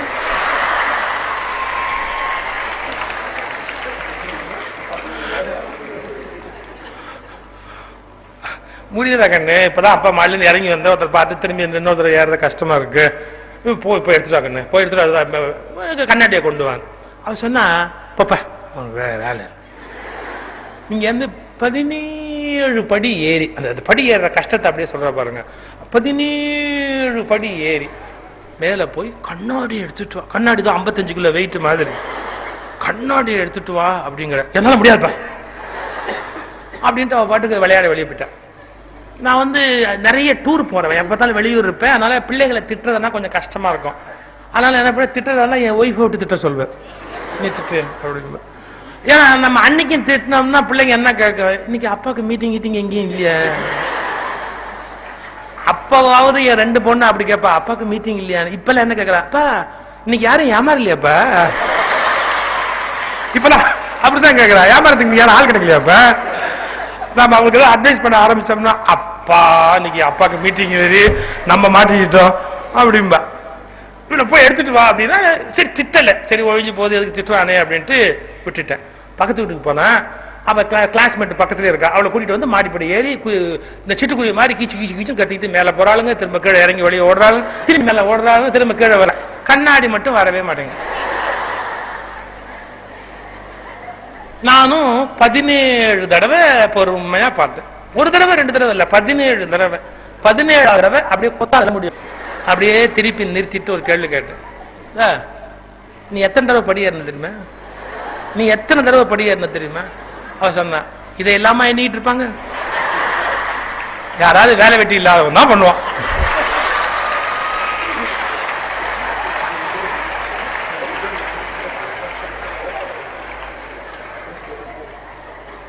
என்ன வேலை வெட்டி இல்லாதவன் சொன்னதுல உங்களுக்கு இவ்வளவு சந்தோஷம் இல்ல? சொல்ற வேலை வெட்டி இல்லாதான் பண்ணிட்டு இருப்பேன். இந்த பேச்செல்லாம் நிறுத்து. நான் என்னமோ கண்ணாடி எடுத்துட்டு வான்னு சொன்னா 17 படி ஏறின்னு நீட்டி முழக்கினியே. இப்ப அதே 17 படி நீ 17 தடவை ஏறி இறங்கிட்ட. அப்பா எண்ணிட்டு தான் இருந்தேன். 17 தடவை ஏறி இறங்கிட்ட. ஒரே ஒரு தடவை நான் கண்ணாடி கேட்டேன், நீ ஏறி இறங்கி இருக்க முடியாதா? உனக்கு இப்ப கால் வலிச்சுதா? கால் வலிக்கல இல்ல, 17 தடவை ஏறி இறங்கிட்ட, அப்ப கால் வலிச்சிருக்குமா? ஏன் ஏறல? அவ சொன்னா பாருங்க ஒரு பதில், எனக்கு லைஃபே டீச் பண்ணிட்டா. என்னன்னா, அப்பா நீ சொன்னது வேலை, நாங்க செஞ்சது விளையாட்டு. விளையாட்டுல வலி இருக்காது, வேலையில வலிக்கும். என்ன தெரிஞ்சதா? அந்த செயல்ல இன்ப துன்பம் அல்ல, செயல் பற்றிய அபிப்பிராயத்தில் இருக்கு. இந்த வேலை உனக்காக செய்யறேன் அப்படின்னா நோகம், இது விளையாட்டு எனக்காக செய்யறேன் அப்படின்னா சந்தோஷமா இருக்கும். நீங்கள் வாழ்க்கை முழுவதையும் யாருக்காகவோ செய்கிற வேலையாக வாழ்க்கையை நினைத்தால் சுமையா இருக்கும். வாழ்க்கை ஒரு இனிய விளையாட்டு என்று எடுத்துக்கொண்டால் வாழ்க்கை முழுவதும் உங்களுக்கு மகிழ்ச்சியாகும். அது நமக்காகவே நம்ம விளையாடுற ஒரு விளையாட்டு தான், சந்தோஷம் தான் மிச்சம். அதை விட்டுட்டு உனக்கான அதை செய்ய வேண்டியிருக்கு அப்படின்னா வலிக்கும். அப்போ ஈடுபாட்டோட ஒரு வேலையை செய்யற போது எந்த கஷ்டமும் இருக்காது. இறையன்பு படிப்பது சுகமேன்னு ஒரு புக் எழுதியிருக்கிறார். படிக்கிறது யாருக்கு சுகமா தெரியுதோ அவங்களுக்கு படிக்கிறது கஷ்டமாவே இருக்காதே. சுகம், அது ஒரு இன்ட்ரெஸ்டிங் எக்ஸ்பீரியன்ஸ். ஐயோ படிக்க வேண்டியிருக்கு, அப்பாவுக்காக படிக்க வேண்டியிருக்கு, அம்மாவுக்காக படிக்க வேண்டியிருக்கு அப்படின்னா கஷ்டமா தெரியும். இப்போ டாக்டர் எனக்கு சில யோசனை சொல்வாரு, ஸ்வீட் சாப்பிடாதீங்க அப்படின்னு. நான் மத்தியானம் நம்ம ஸ்கூல் சாப்பாடு அருமையான சாப்பாடு,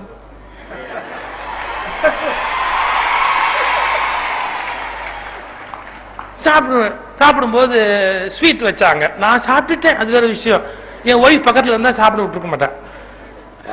டாக்டர் சொல்லுவாரு ஸ்வீட் சாப்பிடக்கூடாது, வெயிட் போடுவங்களுக்கு சாப்பிடக்கூடாது அப்படின்னு சொல்லுவாரு. இப்ப நான் அவங்ககிட்ட என்ன சொல்லணும்? சார் ஸ்வீட் எனக்கு கெடுதல் வேண்டாம்னு சொல்லணும். நான் அப்படி சொல்ல மாட்டேன், நான் ஸ்வீட் சாப்பிடக்கூடாதுன்னு டாக்டர் சொல்லியிருக்காரு. ஏதோ அவர் சக்கரை ஃபேக்டரிக்கு எதிரி மாதிரி அவர் சொல்லியிருக்கிறார். அவருக்காக நான் ஸ்வீட் சாப்பிடாம இருக்கிறது எனக்காக. நாம இந்த உலகத்தில் செய்யற பல காரியம் அடுத்தவங்களுக்காக செய்யறோம் நினைச்சுக்கிட்டு இருக்கிறோம். இந்த உலகத்தில் நாம் விளையாட வந்ததே நம்முடைய சந்தோஷத்துக்காக தான். அப்படி இருக்கும்போது என்னமோ அவங்களுக்காக வேலை செய்யற, இவங்களுக்காக வேலை செய்யற அப்படின்னு அது ஒரு பெரிய பர்டன், சுமையா நினைக்க கூடாது. வாழ்க்கையை சுமையாக நினைக்காதீர்கள், சுவையாக நினைக்க பழகுங்கள். அது சுவை, சுமை அல்ல. இன்னொரு பெரிய சீக்ரெட் இருக்கு. என்னன்னா, எப்ப வாழ்க்கை பூர்ணமான இனிமை உடையதா மாறும்? இப்ப நீங்க ரொம்ப பெருமையா சொன்னார், எங்க பள்ளிக்கூடத்துல படிக்கிறவங்க ரொம்ப சுலபமா அரசாங்க தேர்வுல டாக்டர் ஆகிறாங்க, பெரிய பணம் எல்லாம் வெளியில கட்டி கஷ்டப்பட வேண்டிய அவசியம் இல்ல, நேரடியா பை மெரிட்டே நல்ல இன்ஸ்டிடியூஷன்லாம் உங்களுக்கு கிடைக்குது அப்படின்னு ரொம்ப பெருமையா சொன்னாங்க. எவ்வளவு பேர் டாக்டர்ஸ் இருக்கிறாங்க, எவ்வளவு பேர் இன்ஜினியர்ஸ் இருக்கிறாங்க தெரியுமான்னு பெருமையா பேசிக்கிட்டு இருந்தார். நீங்க அப்படி வருவதில் எனக்கு சந்தோஷம். ஆனா உங்க மைண்ட் செட் எப்படி இருக்கணுங்கிறதையும் நான் சொல்லிடுறேன். என்ன, நம்ம சம்பாதிக்க வேண்டியது தவிர்க்க முடியாது, ஆனா சம்பாதிக்கிறதுக்காக மட்டும் நம்ம மெடிக்கல் படிக்கல. சம்பாதிப்பது தவிர்க்க முடியாது, ஆனா சம்பாதிப்பதற்காக மட்டும் வேலைக்கு போகல. பின்ன நம்ம எதுக்காக இந்த உலகத்துல வாழ்றோம் அப்படின்னு. ஒரு 30-33 வயசு இருக்கும் ஒரு இளைஞர் கொஞ்ச நாள் முன்னாடி என்ன பார்த்தார். சார் பர்சனல் ப்ராப்ளம் ஒரு கவுன்சிலிங் நீங்க பண்ண முடியுமா? நான் ஜெனரலா I don't do that. Personal கவுன்சிலிங்ல கொஞ்சம் சிரமம் இருக்கு. சரி சொல்லுங்க, என்ன விஷயம் வந்துட்டீங்க, என்ன விஷயம் சொல்லுங்க. எனக்கு லைஃபே போர் அடிக்குது சார் அப்படின்னு. இதை சொல்றதுக்கு நான் தானா அப்படி? என்ன விஷயம் சொல்லுங்க, பரவாயில்ல அப்படின்னு. இல்ல sir, life is not interesting, it's very boring, எனக்கு ரொம்ப வெறுப்பா இருக்கு. ஏன் அப்படின்னு. உங்க சம்பளம் என்ன? I am earning more then 2.5 lakhs per month. நான் இந்த மாதிரி இந்த இதுல இருக்கேன், சம்பாரிச்சேன். எனக்கு பென்ஸ் கார் இருக்கு.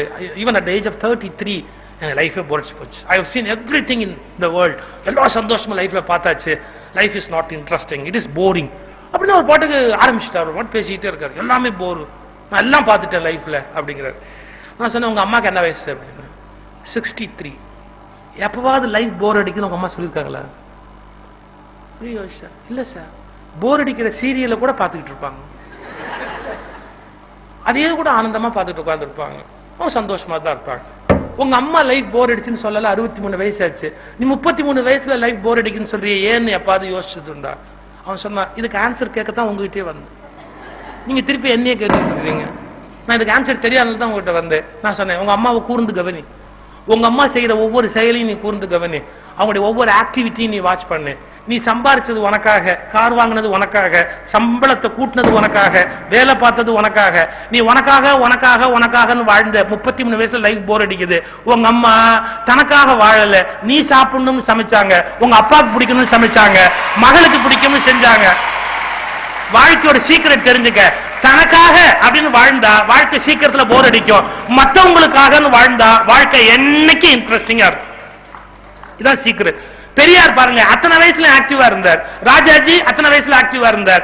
கிருபானந்த வாரியார் அந்த வயசுல ஆக்டிவா இருந்தார். எப்படி இவங்களால முடிஞ்சது? அவங்க they lived for others. Ambedkar 18 மணி நேரம் உழைப்பாரு ஒரு நாளைக்கு. மகாத்மா காந்தி 16 மணி நேரம் 18 மணி நேரம் உழைப்பாரு. டயர்டா இருந்ததுன்னு சொன்னதே கிடையாது அவங்க எல்லாம். they were happy. எப்படி இருக்க முடிஞ்சது? எல்லாம் மற்றவங்களுக்காக, மற்றவங்களுக்காக, அவங்களுக்காக, இவங்களுக்காக. இந்த ஒரு சீக்ரெட் நீங்க புரிஞ்சுக்கிட்டா போறோம். நமக்காக வாழும்போது நமக்கு எனர்ஜியே பத்தாது. இப்ப என்னையே பல பேர் கேட்பாங்க, எப்படி சார் இங்க டிராவல் பண்ணி அங்க காலம்பர பாம்பேல இருப்பேன், சாயங்காலம் மத்தியானம் மெட்ராஸ் வருவேன், சாயங்காலம் அடுத்த ஊருக்கு போவேன், எப்படி சார்னா?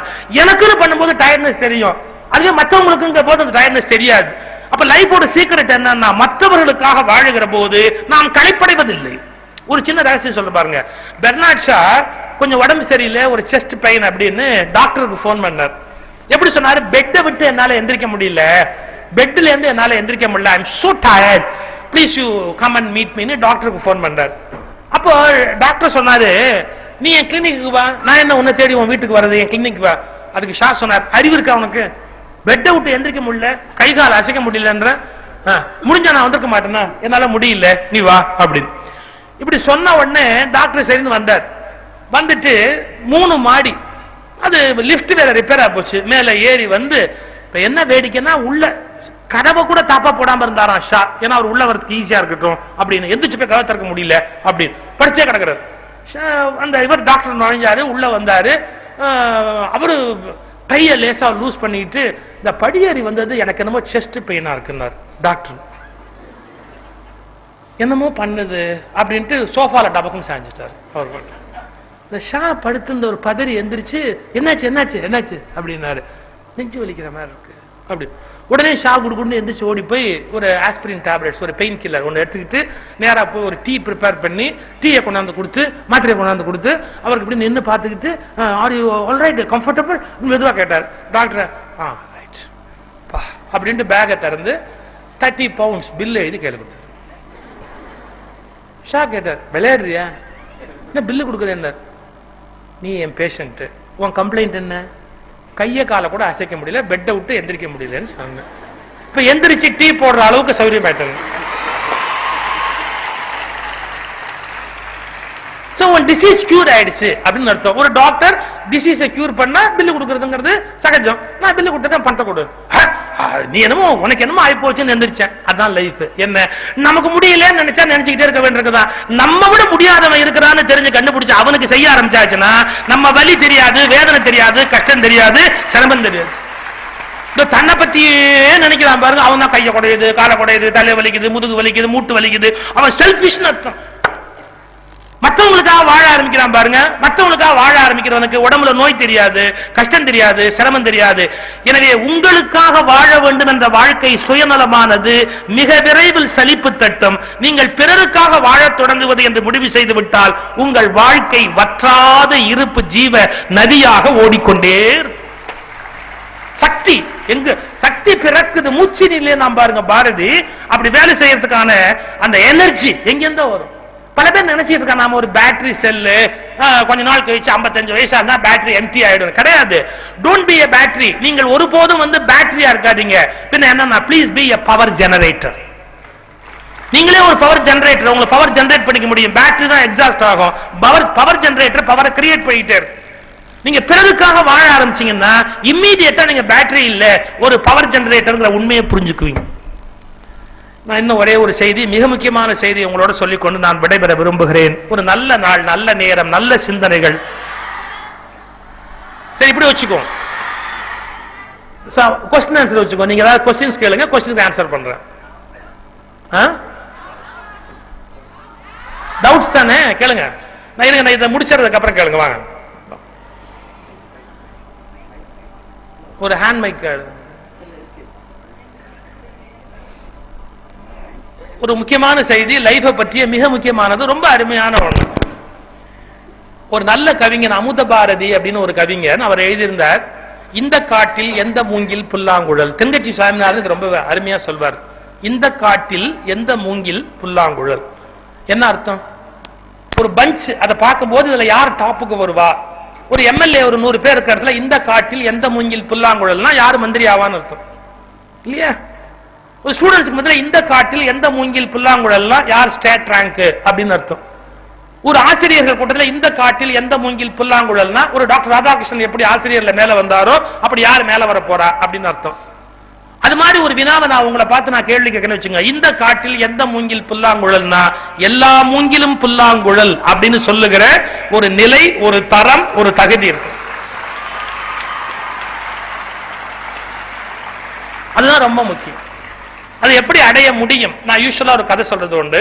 என் கதையை கூட மற்றவங்க யாராவது சொல்லியிருக்கலாம். அது என்னுடைய கதை, ரொம்ப பழைய கதை. அது என்னுடைய மனசே மந்திர சாவிங்கிற புக்ல நான் முதல்ல எழுதி விகடன்ல வந்தது. ஒரு சாமியாரு, அவர் ரொம்ப நடக்கிறத அப்படியே சொல்வாரு. அவரை முட்டாளாக்கணும் 2 பையன் முடிவு பண்ணிக்கிட்டு பட்டர்ஃபிளை வண்ணத்து பூச்சி இருக்கு இல்லையா, அதை அப்படியே கையில பிடிச்சிக்கிட்டு அந்த சாமியார்ட்ட போய் கேட்டான், சாமியாரு இதுல கையில என்ன இருக்கு சொல்லு அப்படின்னு. சாமியார் தான் அப்படியே யோசிச்சுட்டு சொன்னார், மகனே அதில் வண்ணத்து பூச்சி இருக்கிறது. அவன் சொன்னா, இது 6 வேணாலும் சொல்லலாம், ஈஸி.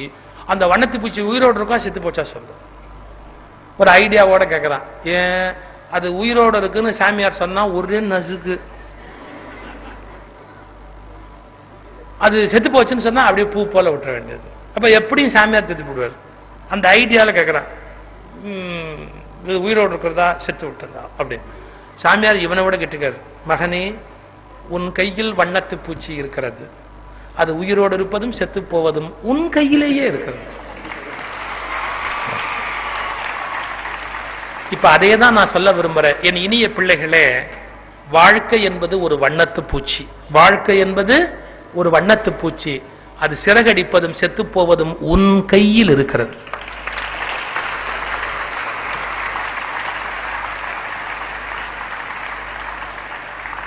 அதுதான் உங்களை உருவாக்கக்கூடியது, வலிமையுடையது. நான் இன்னும் நூற்றுக்கணக்கான செய்திகளை சொல்லலாம். உங்களுடைய அறங்காவலர்கள் என்னுடைய குறுந்தகடுகள், சொற்பொழிவுகள் நிறைய வைத்திருக்கிறார்கள். நீங்க கொஸ்டின்ஸ் கேளுங்க. கொஸ்டினுக்கு நான் ஆன்சர் ப்ளீஸ். நமக்கு அது ஒரு டிஸ்கஷன் இருக்கட்டும். வெறும் என்னுடைய ஸ்பீச் அப்படிங்கிறத விட உங்க கொஸ்டின்ஸ் இருந்தா கொஸ்டின்ஸ் கேளுங்க. I would like to answer. Please come. உங்க பொண்ணு யாரு தனக்காக வாழ்றாங்களோ அதுலதான் சுகம் இருக்குன்னு சொல்லிருக்காங்க.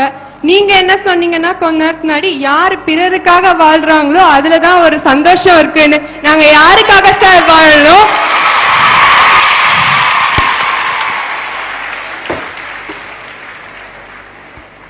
ஒரு சின்ன வித்தியாசம்.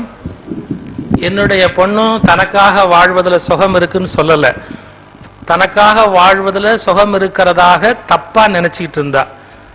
ஆனா பிறருக்காக வாழ்வதில் தான் சுகம் இருக்குங்கிற உண்மையை நான் அவளுக்கு புரிய வைக்க வேண்டியிருந்தது. அவ தனக்காக வாழ்வது சுகம்ங்கிற நினைப்புல இருக்கிறா. அந்த ஏஜ் குரூப்ல அப்படிதான் மைண்டு தோணும். ஆனா அது பிழை என்பதைத்தான் நாங்க நினைவூட்டுகிறோம். காயப்படுத்தாம நினைவூட்டுவதற்காகத்தான் நான் அந்த கதையா சொல்லி அப்படின்னு நான் நிறுத்தினேன். இப்ப அவ என்ன சொல்றா, நான் உனக்குன்னு செஞ்சா வேலை, எனக்குன்னு செஞ்சா அது விளையாட்டு அப்படிங்கிற. அது சரியல்ல. அதாவது அந்த கருத்து நியாயம் அல்ல. மனோநிலை எப்படி இருக்கிறதுங்கிறதுக்காக சொல்லிட்டு நாம் பிறருக்காக வாழுகிறதா உண்மையான ஒரு ஆனந்த நிலை. எல்லாத்தையும் விளையாட்டா எடுத்துக்கங்க நான் அவளுக்கு முடிச்சேன். சோ அவளுடைய தாட்டை எக்ஸ்பிளைன் பண்ண, அதை ஜஸ்டிஃபை பண்ணல. சரியா? எக்ஸ்பிளைன் பண்ண, அதை ஜஸ்டிஃபை பண்ணல. அது பிழை என்பதை நானா சொல்லல, நீங்களா முடிவு பண்ணணுங்கிறதுக்காக விட்டு வச்சு. இன்னொரு क्वेश्चन சார், நீங்க சொன்னீங்க இன்பீரியாரிட்டி காம்ப்ளெக்ஸ்ன்றது நம்மளோட பத்தி நாம ஜட்ஜ் பண்றது தப்பா இருக்கிறப்ப வர்றது அப்படின்றது. ஒரு சில கேரக்டர்ஸ் உண்மையிலே நம்மளோடது தப்பா இருக்கலாம். அதை பிறர் எடுத்து சொல்றது மூலியமா நம்ம மாத்திக்கலாம். அப்ப இல்ல முடியாது அப்படின்ற அதாவது அடமெண்டா இருக்கவங்க கிட்ட சொல்றப்ப இல்ல பெரியவங்க எல்லாம் சொல்லியிருக்காங்க, நாம எப்படி இருக்கோமோ அதை மட்டும் தான் நாம பார்க்கணும், பிறர் சொல்றது ரொம்ப கவனிச்சு கூடாது அப்படின்னு சொல்லிட்டு அவங்க அப்படியே இருக்கிறது தப்புதான். ஏன்னா நம்மளோட கெட்ட கேரக்டர்ஸ் நம்ம திருத்திக்கணும் தானே சார். அந்த மாதிரி இருக்கிறப்ப கொஸ்டினே இவ்வளவு நீளமா இருந்தா இப்போ பதில் நான் எவ்வளவு நீளமா சொல்ல வேண்டியிருக்கும். சரி, இப்போ நீங்க சொன்ன கருத்து எனக்கு மனசுல நான் வாங்கிக்கிட்டேன். நான் பிறருடைய எந்த விமர்சனத்தையும் பொருட்படுத்தாதீங்கன்னு சொல்லல. பிறருடைய அர்த்தமற்ற விமர்சனங்கள், எம்டி ஒப்பீனியன்ஸ், காலி அபிப்பிராயங்கள், அவைகளை பெருசுப்படுத்தாதீங்க அப்படின்னு சொன்னேன். மகாத்மா காந்தி அந்த இங்கிலீஷ் பத்தி சொன்ன போது கூட நீங்க யார்ட்டையாவது தவறா பேசி திருத்தினா கத்துக்கங்க, திருத்திக்கங்க அப்படிங்கறதையும் நான் சொல்லியிருக்கேன். பட் அதனாலேயே பலவீனம் அடைஞ்சிடாதீங்க அப்படிங்கறதையும் நான் சொல்லியிருக்கேன். ஒரு பெரிய ஆச்சரியமான உண்மை உங்களுக்கு தெரியணும். நமக்கே மனம்னு ஒரு பகுதி இருக்கு, புத்தி அப்படின்னு ஒரு பகுதி இருக்கு. ரெண்டா நாமளே செயல்படுவோம். நம்ம எல்லாருமே ஸ்பிளிட் பர்சனாலிட்டிஸ், எல்லாருக்குமே ரெண்டு இருக்கு. இன்னும் டெக்னிக்கலா சொன்னா இப்ப உங்களால புரிஞ்சுக்க முடியாது. நம்ம சுவாசிக்கிறோம் இல்லையா, லெப்ட் சைட்ல ஒரு மூச்சு காத்து போயிட்டு வரும், ரைட்ல ஒரு மூச்சு காத்து போயிட்டு வரும். ரைட்ல சுவாசம் போகும்போதெல்லாம் நம்முடைய புத்திங்கிற அறிவு தூண்டப்படும், லெப்ட்ல போகும்போதெல்லாம் நம்முடைய மனம் அப்படிங்கிற அந்த உணர்ச்சி நிலை தூண்டப்படும். நாம மனம் சொல்லுகிறபடி தவறான காரியங்கள் பண்ணக்கூடாது. புத்தின்னு ஒண்ணு நமக்கே கடவுள் அல்லது இயற்கை கொடுத்திருக்கிறது. அதனால நம்ம ஒரு தப்பு பண்ணோம்னா அது தப்பு அப்படிங்கறத நமக்குள்ளே அந்த புத்தி ஞாபகப்படுத்தும். ஆனா நாம அதை கேட்கறது இல்லை. சோ நான் என்ன சொல்ல வந்தேன், நமக்குள்ள தவறான எண்ணங்கள் வருகிற போது அதை மற்றவங்க திருத்தினா அதை கேட்டு திருத்திக்கணும். ஆனா நம்ம சரியாவே இருக்கும்போது பிற பேர் விமர்சனம் பண்ணினா அந்த விமர்சனத்தினால பாதிக்கப்பட்டோம்னு வச்சுங்க, முன்னுக்கு வர முடியாம போயிடும்.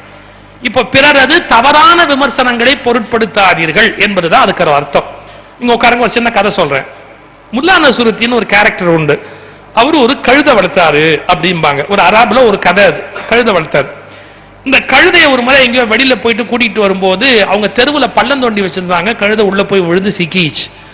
கழுதை உள்ள போய் விழுந்து சிக்கிட்ட உடனே இந்த கழுதையை இப்ப மேல தூக்கணும். அதால மேல தூக்கமா தனி மனுஷன் எப்படி தூக்க முடியும்? ஒரு கழுதை தூக்க முடியுமா? முடியாது. யாரும் உதவி பண்ணல. ஊரே நின்னுகிட்டு அது கால் கால் கால்னு கத்துது. கழுதை முல்லாவை கேட்கறாங்க, அறிவு இருக்கா முல்லா அவனுக்கு? கழுதை கத்துது, தூக்கி விடு அப்படின்னு. உடனே முல்லா நசுருதீன் சொன்னாரு, அந்த சனியனை போட்டு புதைங்க, அது அப்படித்தான் பண்ணிக்கிட்டு இருக்கோம். எல்லாரும் என்ன வேணாலும் பண்ணுங்க, செத்தா எனக்கு என்ன கவலை, மண்ணள்ளி போடுங்க சாப்பிட்டோம் அப்படின்ட்டு டக்குன்னு. உடனே ஆளுக்கு ஒரு பாண்டு மண்ணு அள்ளி அந்த கழுதை மேல போட ஆரம்பிச்சான். அந்த கழுதை ஒரே ஒரு காரியம் பண்ணுச்சு, அந்த மண்ணு தன்னை மூடிடாதபடி உதறிக்கிட்டே இருந்தது. ஏன்னா மண்ணு மூடிட்டா செத்து போடுவோம் இல்லையா, அதுக்காக தலையை ஆட்டி ஆட்டி உதறிக்கிட்டே இருந்தது. அந்த தூசி முழுக்க கீழே விழுந்ததுல பள்ளம் ஒரு 3/4 தூரம் ரொம்ப உடனே ஜம்ப் பண்ணி கழுதை வெளியே வந்துருச்சு. அந்த கதை எப்படி முடியுது தெரியுங்களா? ரொம்ப அருமையான வாசகத்தோட முடியுது.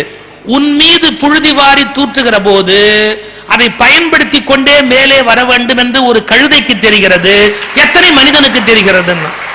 அப்ப நம் மீது தவறான விமர்சனங்கள் சொல்லும் போது நாம பயப்படக்கூடாது. ஆனா நம்மள சரியானபடி விமர்சனம் பண்ணும் போது அதை ஏற்றுக்கொள்வதற்கு பழகணும். இப்ப நான் பாசிட்டிவ் சைடுல ஒரு உதாரணம் சொல்றேன். கொர்ஜியேஃப் அப்படின்னு ஒரு பெரிய சிந்தனையாளர், ஒரு ஞானி, பிரான்ஸ்ல வாழ்ந்தார், ஒரு மாஸ்டர், அவர் குரு. அவங்க அப்பா தன்னுடைய டெத் பெட்ல மரணப்படுக்கையில 11 வயசு இவர் இருக்கும் போது இவரை கூப்பிட்டு சொல்லி இருக்கிறாரு, மகனே நான் உனக்கு சொத்தெல்லாம் எழுதி வைக்க வசதி இல்லை, ஒன்னே ஒன்னு சொல்றேன், உன்னை யாராவது திட்டுனா, குறை சொன்னா, விமர்சனம் பண்ணா நீ உடனே ரியாக்ட் பண்ணாது, அதுக்கு இம்மீடியட்டா ரியாக்ட் பண்ணிடாது. அவங்க கிட்ட சொல்லு, எனக்கு ஒரு 24 hours டைம் கொடுங்க, நீங்க சொல்றது உண்மையா பொய்யான்னு யோசிக்கிறதுக்கு ஒரு 24 hours டைம் கொடுங்கன்னு டைம் வாங்கிக்க. 24 hours அதை பத்தியே தியானம் பண்ணு. அவங்க அப்பா சொன்ன வார்த்தை தியானம் பண்ணு, மெடிடேட் ஆன் தட், அதுலயே தியானம் பண்ணு. அவங்க சொன்னது நியாயமா இருந்தா உன் தப்ப திருத்திக்க, அவங்க சொன்னது தப்பா இருந்தா அவங்க கிட்ட போய் தப்புன்னா சண்டை போட்டு டயத்தை வேஸ்ட் பண்ணாத, அது தப்புன்னு தெரிஞ்சு போச்சு, நீ அடுத்த வேலைக்கு புறப்பட்டு போயிடு. அப்ப வாழ்க்கையில் மற்றவர்கள் நம்மை பற்றி சொல்லுகிற விமர்சனத்தின் மீது உங்கள் புத்தியையும் கவனத்தையும் செலுத்த வேண்டும். அது சரியான விமர்சனம் என்றால் திருத்திக் கொள்ள வேண்டும், பிழையான விமர்சனம் என்றால் அவர்களோடு பகை வளர்த்துக் கொள்ளக்கூடாது, ஆனால் அதை பாதிக்கப்படாமல் ஒதுங்கி முன்னுக்கு வருகிற ரகசியத்தை கற்றுக்கொள்ள வேண்டும். அதுதான் சரியான வழியாக இருக்க முடியும்.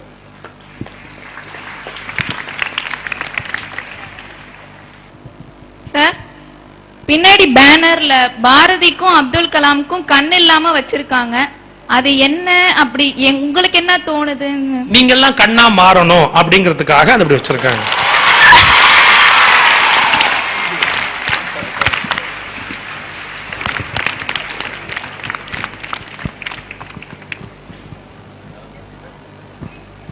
சார், கான்பிடன்ஸ்க்கு ஓவர் கான்பிடன்ஸ்க்கு எப்படி சார் டிஃபரன்ஸ் கண்டுபிடிக்கிறது?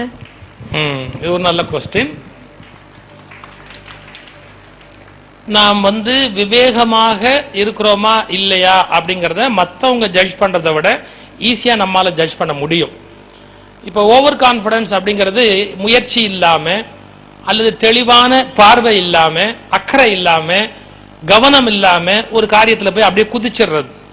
ஆனா கான்பிடன்ஸ்ங்கிறது இப்ப நீங்க பரீட்சைக்கே போறீங்க, படிச்சிருக்கோம், முறையா படிச்சிருக்கோம், ரிவைஸ் பண்ணிருக்கோம், எழுதி பார்த்திருக்கிறோம். இப்ப அந்த நேரத்திலையும் பரீட்சைக்கு போனா எனக்கு ஞாபகம் வருமா வராதான்னு பயப்பட ஆரம்பிச்சா இந்த இருக்கிற படிச்சது மறந்து போறதுக்கான வாய்ப்பு இருக்கு. அப்ப பரீட்சைக்கு போகும்போது கான்பிடன்ஸோட போகணும்.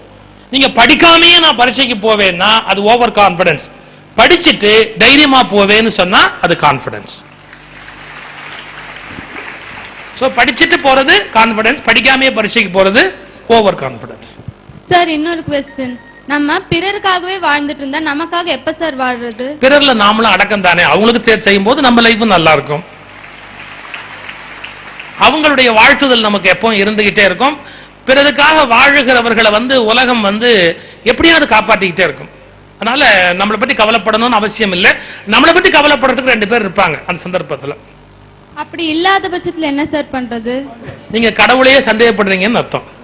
ஒரு உதாரணம் சொல்றேன் பாருங்க. ப்ராஃபட் முகமது நபி அவர்களுடைய இறுதி நாள் சம்பவம் கேளுங்க. முகமது படுத்திருக்கிறார்.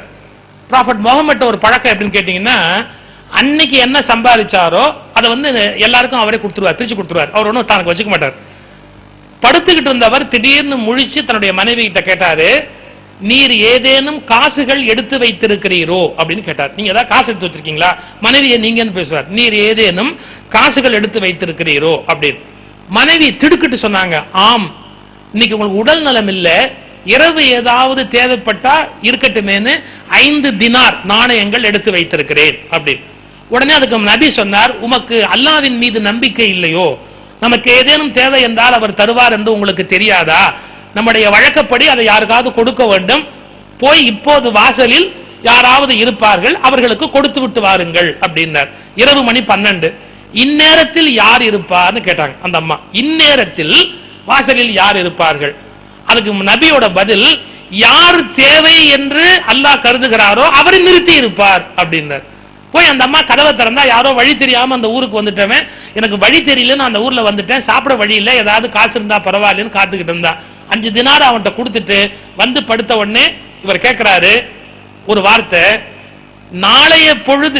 இந்த அம்மா சொன்னாங்க, நீங்க சொன்னது போலவே நடந்தது. ஒரு வாசல்ல காத்திருந்தார், அவர் அந்த நாணயத்தை வாங்கி கொண்டார். அப்ப நபிகள் சொன்ன வார்த்தை, அவருக்காக நம்மை நியமித்தது போல், இப்படி இல்லாத அவருக்காக நம்மை நியமித்தது போல் நமக்கு ஒரு தேவைப்பட்டால் வேறொருவரை அல்லாஹ் நியமித்திருப்பார் அப்படின்னு. ஆட்டோகிராஃப் போடல, ஆட்டோகிராஃப் வாங்குறவனா இருக்காத, ஆட்டோகிராஃப் போடுறவனா இருன்னு அட்வைஸ் பண்ணேன்னு சொன்னீங்க.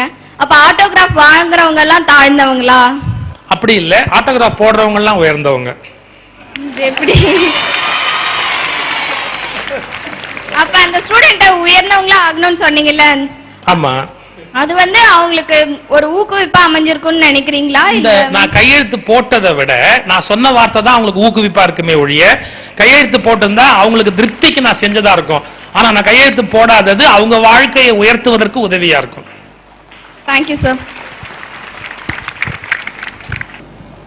தனக்கு தான் எல்லாம் தெரியுங்கிறது தன்னம்பிக்கையா இல்ல கர்வமா? தனக்கு தான் அப்படின்னா அந்த தான் வந்துச்சு பாருங்க, அப்பவே அது கர்வம் தான். எனக்கு தெரியும் அப்படிங்கிற வரைக்கும் நம்பிக்கை, எனக்கு தான் தெரியும் அப்படின்னா கர்வம். இந்த தான்ங்கிற வார்த்தை உள்ள வந்த உடனே கர்வம் வந்துருச்சு அப்படின்னு அர்த்தம் இல்லையா? அதனால அந்த ஒரு வார்த்தைக்குள்ளே அது அடங்கி இருக்கு. சார், நிறைய பேர் ரொம்ப ஸ்லோவா படிப்பாங்க, இதே மாதிரி நிறைய பேர் படிக்கிறது சீக்கிரமா படிச்சிடுறாங்க. அப்ப ஸ்லோவா படிக்கிறவங்க ஃபாஸ்டா படிக்கிறவங்கள பார்த்து சில நேரம் ரொம்ப பயந்து போயிடுறாங்க. அதுக்கு என்ன, எப்படி அந்த இன்ஃபீரியாரிட்டி காம்ப்ளெக்ஸ் எப்படி ஓவர் கம் பண்றது?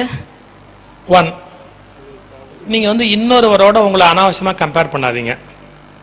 ரோஜாவோடு மல்லிகையை ஒப்பிடக்கூடாது, மல்லிகையோடு தாமரையை ஒப்பிடக்கூடாது, தாமரையோடு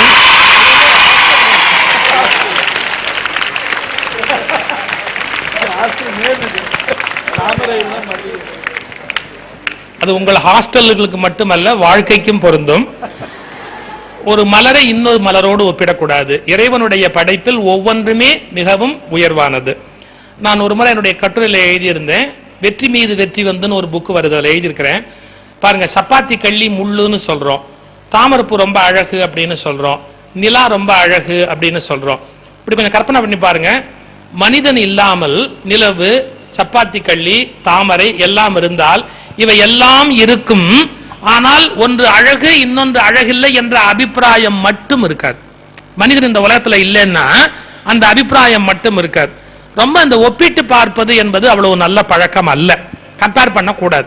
நம்முடைய நீதி நூல்கள்ல கூட சொல்லுவாங்க, உன்னை விட தாழ்ந்தவனோட ஒப்பிட்டு சந்தோஷப்பட்டுக்கோ, சில விஷயத்தோட மேலோரோட ஒப்பிட்டுக்கோ அப்படின்னு. நான் கொஞ்சம் அதுல இருந்து வித்தியாசப்படுறேன். எதுக்காக கூட ஒப்பிடவே கூடாது. கம்பேர் பண்ண அது ஒரு மனோவியாதியை உண்டு பண்ணும்.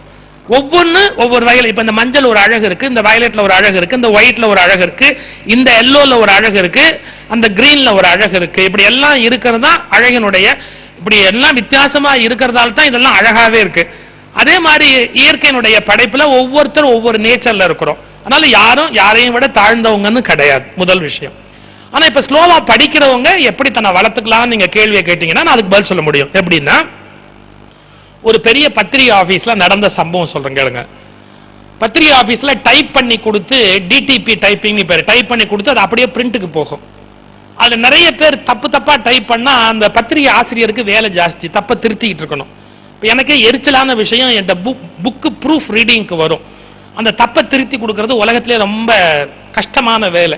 ஏன்னா தப்பா படிச்சா கோபம் வரும், அவ்வளவு தவறுதலா எழுதியிருப்பாங்க. கோபத்தில் அரசன் குடியானவனை கடிந்து கொண்டான்னு எழுது, கடித்து கொண்டான்னு எழுதுனா வச்சுங்க, இவ்வளவு மோசமான அரசனை என்ன பண்ணி தொலைக்கிறது? நம்ம கோவலன் எழுதுனா கேவலன் அப்படின்னு எழுதி வச்சிருப்பேன். ஏண்டான்னு கேட்டா அவன் கேவலமா மாதவி வீட்டுக்கு போனதுனால அவன் கேவலமானவன் தான் சார் அப்படின்னு விளக்கமெல்லாம் சொல்லிட்டு இருப்பேன். இந்த எழுத்துப்பழ திருத்துறது கொஞ்சம் சிரமமான வேலை.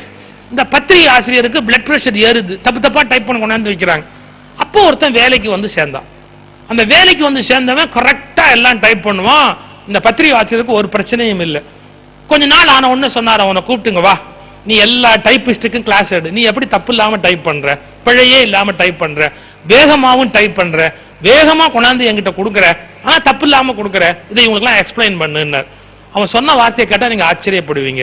அவன் மற்ற எல்லா டைப்பிஸ்டுக்கும் கிளாஸ் நடத்தினான். என்ன, நீங்கள் வேக வேகமாக ஒரு வேலையை செய்ய வேண்டும் என்றால் மெதுமெதுவாக செய்யுங்கள். ஒருத்தருக்கும் ஒன்னும் புரியல, அது எப்படி மெதுமெதுவாக செய்தா வேக வேகமா, அதாவது வேக வேகமா செய்யணும்ன்ற நினைப்பு வந்த உடனே அதுல தப்பும் வந்துருது. அப்புறம் அந்த தப்பை திருத்துறதுல இன்னும் கொஞ்சம் நேரம் வீணா போய்கிட்டே இருக்கு. ஆனா மெதுமெதுவா செஞ்சுக்கிட்டே போனோம்னா ஒரு எல்லைக்கு அப்புறம் தப்பே வர்றதில்லை. தப்பே வராதுங்கிற உறுதி வந்துட்டதுக்கு அப்புறம் வேகம் தானாவே கூடி போயிடும். அப்போ மெதுமெதுவாக போய் வேக வேகமா போவது என்பது ஒரு சரியான வாழ்க்கை முறை. இதுக்கு நான் இன்னொரு உதாரணம் சொல்றேன் கேளுங்க. இது மாதிரி ஒரு பள்ளிக்கூடத்துல ஒரு விழா நடந்தது. ஒருத்தன் 8 பந்து வச்சு விளையாடினான். அந்த 8 பந்து தூக்கி போட்டு ரவுண்ட் அப்படியே பிடிக்கிறான், 2 கையாலையும் 8 பந்து. பசங்க எல்லாம் பார்த்துக்கிட்டே இருந்தான், என்ன ஆச்சரியம்டா, 8 பந்தை ஒன்னா தூக்கி போட்டு 2 கையால பிடிக்கிறான்னு. உங்களுக்கு தெரியும், அந்த மாதிரி ஒரு மேஜிக் ஷோ முடிஞ்ச மறு நிமிஷம் பையன் என்ன பண்ணுவான், கிடைச்சதெல்லாம் தூக்கி போட்டு பிடிப்பான்.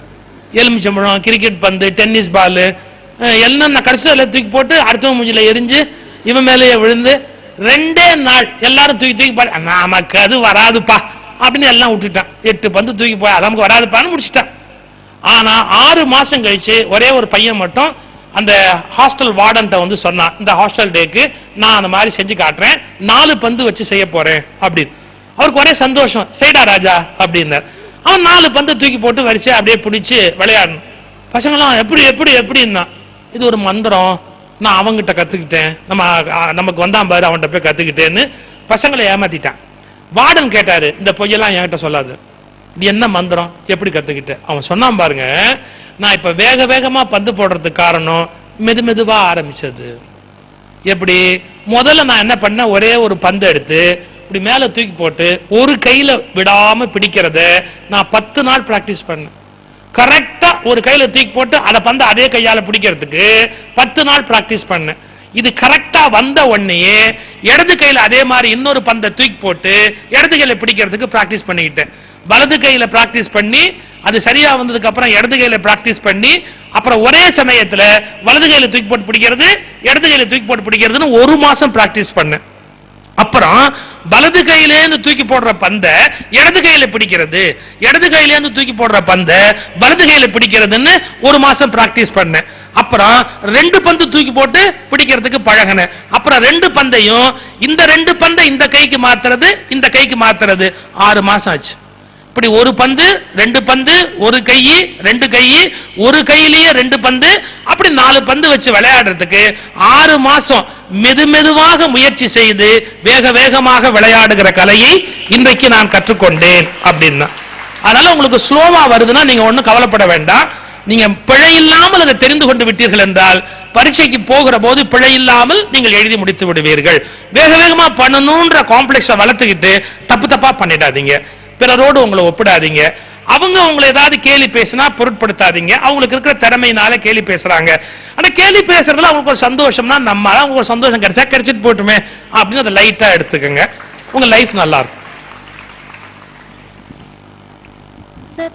கடவுளை இது வரைக்கும் யாரும் பார்த்தது கிடையாது. அப்போ கடவுள்னா எதுன்னு அப்படி நம்ம நம்பிக்கை வைக்கிறது? இது வரைக்கும் யாரும் பார்க்காம எல்லாம் நம்புறாங்கல்ல. இதுல ஒரு ஆழமான கேள்வி. நேரடியா நான் பதில் சொன்னா உங்க பேரண்ட்ஸ்லாம் ரொம்ப அஃபெக்ட் ஆயிடுவாங்க. ஆனா ஒரு சுருக்கமான பதில் சொல்றேன். ஒரு சௌரியத்துக்கு ஒவ்வொரு மதம் ஒரு கடவுள் அப்படிங்கிற வழிபாட்டு முறையை வச்சிருக்கிறாங்க. அதுல நிறைய சௌரியம் இருக்கு. நம்ம பெரியவங்க கண்டுபிடிச்சு ஒரு சீக்கிரட்டோட ஒரு மெத்தோட அதை வச்சிருக்காங்க. உங்களுக்கு புரிஞ்சுக்கிற சக்தி இருக்கும் அப்படின்னு சொன்னா நான் சொல்றது நிறைநிலை. கடவுள் என்பது ஒரு தனி நபராகவோ ஒரு குறிப்பிட்ட மனிதராகவோ இருக்க வேண்டும் என்று கட்டாயம் கிடையாது. இங்க இருக்கிற எல்லோரும், இந்த உலகம், இதை தாண்டிய கோள்கள், இன்னும் என்னென்ன மொத்தமாக இருக்கிறதோ எல்லாவற்றையும் நீங்கள் மொத்தமாக கூட்டினால் அந்த மொத்த கூட்டலுக்கு பெயர் கடவுள் என்பது. டோட்டாலிட்டி, எல்லாவற்றினுடைய கூட்டலுக்கும் பெயர் கடவுள். அதில் நான் ஒரு தனி சொட்டு. அது பெருங்கடல், நான் அதில் ஒரு தனி சொட்டு. ஆனால் மறந்து விடாதீர்கள், கடலுக்குள் இருக்கிற ஒவ்வொரு சொட்டிலும் கடல் இருக்கிறது. அதுபோல் ஒவ்வொரு மனிதனுக்குள்ளும் கடவுள் இருக்கிறார் என்ற உண்மையை தயவு செய்து மறந்து விடாது. அதற்கான பெயர், வடிவம், மந்திரம், வழிபாடு, மதம் என்பது சுலபப்படுத்துவதற்காக நம்முடைய தீர்க்கதரிசிகள் கண்டுபிடித்து வைத்திருக்கிற முறை, சுலபப்படுத்துவதற்காக. எனவே அது குறித்து அதிகம் கவலைப்படாதீர்கள். உங்களுக்கு எப்படி பிடித்திருக்கிறதோ அந்த வகையில் வழிபாட்டை செய்து மேலே வருகிற வழியை பாருங்கள். சார், இப்போ தான் தான் உயர்ந்தவர் அப்படின்னு சொல்லிக்கிறது கர்வம்னு சொல்லிங்கல்ல சார். சரி, அப்போ பாரதி தன்னை தான் கவியரசன்னு சொல்லிக்கிட்டாருல்ல சார். ஒரு வித்தியாசம் சொன்னேன். அவரை புரிஞ்சுக்கல உலகம், அவர் கவிதையை யாரும் புரிஞ்சுக்கல. அந்த நேரத்தில் நான் கவியரசர்னு சொல்லிக்கிறார். தன்னுடைய நம்பிக்கையை உலகத்துக்கு பிரகடனப்படுத்துகிறார். ஒவ்வொருத்தர் வீடா போய் கதவை தட்டி நான் தான் கவியரசர் வந்திருக்கிறேன், நான் தான் கவியரசர் வந்திருக்கிறேன்னு அப்படி போய் ஒவ்வொரு வீடு வீடா போய் தன்னுடைய கர்வத்தை சொல்லல. தன் கவிதையை உலகத்துக்கு சொல்லுகிற போது நான் இவ்வளவு அருமையான கவிதை எழுதியிருக்கிறேன் என்று தன்னுடைய நம்பிக்கையை வெளிப்படுத்துகிறார். அது கொஞ்சம் கஷ்டம் தான். அந்த தன்னம்பிக்கையையும் கர்வத்தையும் பிரிச்சு பார்க்கிறது கொஞ்சம் கஷ்டம். பிறரை அடக்கியாள், நல்லா கவனிச்சுங்க, பிறரை அடக்கியாளும் நினைப்போடு பேசுவது கர்வம், தன்னை வெளிப்படுத்துவதற்காக பேசுவது தன்னம்பிக்கை.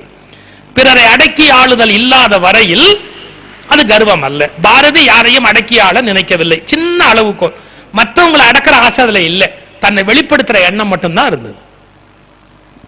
மாணவிகளுக்கு ஒரு வேண்டுகோள், இந்த கேள்வியுடன் உங்கள் கேள்வி நேரத்தை முடித்துக் கொள்ளவும். சார், நீங்க ஈஸியான கஷ்டமான வேலையிலே நம்ம ஈடுபடணும்னு சொன்னீங்களா சார்? அப்ப ஈஸியா இருக்க வேலை அந்த என்ன சார் பண்றது? அதெல்லாம் ஈஸியாவே செய்யுங்க. கஷ்டமான வேலையை ரொம்ப சந்தோஷமா செய்யுங்க, ஈஸியான வேலையை ஈஸியா செய்யுங்க. ஈஸியான வேலை செய்யக்கூடாதுன்னு அர்த்தம் இல்ல, ஈஸியான வேலை தேவைப்பட்டா அதையும் நம்ம செய்யணும். கஷ்டமான வேலை செய்யறதுக்கு மனோபாவம் இருக்கணும்னு சொல்றேன். முடிந்ததை முடிப்பவர்கள் முடிவெட்டுபவர்கள் சொன்னீங்களே சார், நீங்க முடி வெட்டி கொள்ளுகிறவர்கள் சொல்றேன். அதாவது அது நீங்க சொல்லும் போது அந்த ஒரு சைடை மட்டும் எடுத்துக்க கூடாது. நான் சொல்றது பாசிட்டிவ் சைடை மட்டும் தான் நீங்க பார்க்க ஆரம்பிக்கணும். இன்னொன்னு குறைச்சு சொல்லிட்டேன்னு அர்த்தம் கிடையாது. அது ஈஸிங்கிறதுக்காகவே அதை தேர்ந்தெடுக்காதீங்க. அதுல ஒரு பெரிய விஷயம் இல்ல, அதில் சிறப்பு முடியாததை முடிப்பது. சோ நீங்க சிறந்த மனிதரா இருங்க, சராசரி மனிதரா இருக்காதீங்க. சார், உண்மையான நட்புக்கும் தப்பான, அதாவது உண்மையான நட்புக்கும் சாதாரணமா இருக்கிறதுக்கும் ஏதாவது ஒரு சின்ன ஒரு விளக்கம் சொல்லுங்க சார். எதிர்பார்ப்பும் சுயநலமும் இருந்து பழகினா அது போலியான நட்பு. பிறருக்கான நன்மை அதில் அடிப்படையாக இருக்கும் என்றால் அது சிறந்த நட்பு. இன்னொருவரை உயர்த்துவதற்காக அந்த நட்பு இருக்கணும், தனக்கு பயன்படுத்திக் கொள்வதற்காக இருக்கக்கூடாது. ஒருவரை பயன்படுத்திக் உலகத்திலேயே கீழ்மையானது என்ன தெரியுமா? உலகத்திலேயே கீழ்மையானது ஒருவரை பயன்படுத்திக் கொள்ள வேண்டும் என்ற நினைப்பு. அது அற்ற நிலைக்கு நாம மேல போகணும். Excuse me sir. Thank you sir. Sir excuse கேளுங்க சார், நீங்க கம்பேர் பண்ண வேண்டாம்னு சொன்னீங்களே சார், ஆனா உங்க ஸ்பீச்ல வந்து நம்மளோட தாழ்ந்தவங்க இருக்காங்கன்னு நினைச்சு முன்னேறணும்னு சொல்றீங்களே சார், அது ஒரு கம்பேரிசன் தானே சார்? எந்த இடத்துல சொல்லுங்க சார். சார்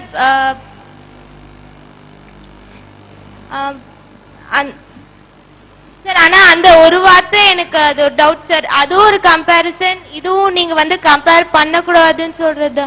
அதாவது நான் சொல்ல வந்த கருத்து என்று வருகிற போது கருத்துக்களுக்கான வார்த்தைகள் தான் ரொம்ப வலிமையானவை. நான் சில உதாரணங்கள் சொல்லும் போது அந்த உதாரணங்கள்ல சில கேலி கிண்டலா சில வார்த்தை வரும். அவைகள் வந்து நீங்க சொன்ன மாதிரி சராசரியா இருக்கும். ஆனா நான் கடைசியா ஸ்டேட்மெண்டா கொடுக்குறேன் பாருங்க, அவைகள் தான் பூரணமான கருத்துக்கள். நான் உதாரணம் சொல்லும் போது கொஞ்சம் என்னுடைய அந்த ஸ்டேட்மெண்ட்ல இருந்து முழுக்க 100% பொருந்த முடியாது. லேசா சின்ன சின்ன டீவியேஷன்ஸ் வரும். அது எதுக்குன்னு கேட்டீங்கன்னா, கேட்கறவங்களுக்கு மகிழ்ச்சிக்காக, சந்தோஷப்படுறதுக்காக, சிரிக்கிறதுக்காக சில வார்த்தைகள் நாங்க பிரயோகப்படுத்துவோம். அவை அதிக உயிருடைய வார்த்தைகள் அல்ல. எனவே உயிருடைய வார்த்தைகள் நாங்க கருத்துன்னு சொல்றோம் பாத்தீங்களா, அதுக்குள்ளதான் இருக்கு. நான் உதாரணம் சொல்ற போது எங்கேயாவது கம்பேர் பண்ற மாதிரி வந்திருக்கலாம். அது உதாரணம்னு வரும்போது எப்படியும் வரத்தான் செய்யும். அதை பெருசா எடுத்துக்காதீங்க. அவை வந்து என்னுடைய நோக்கம் அல்ல.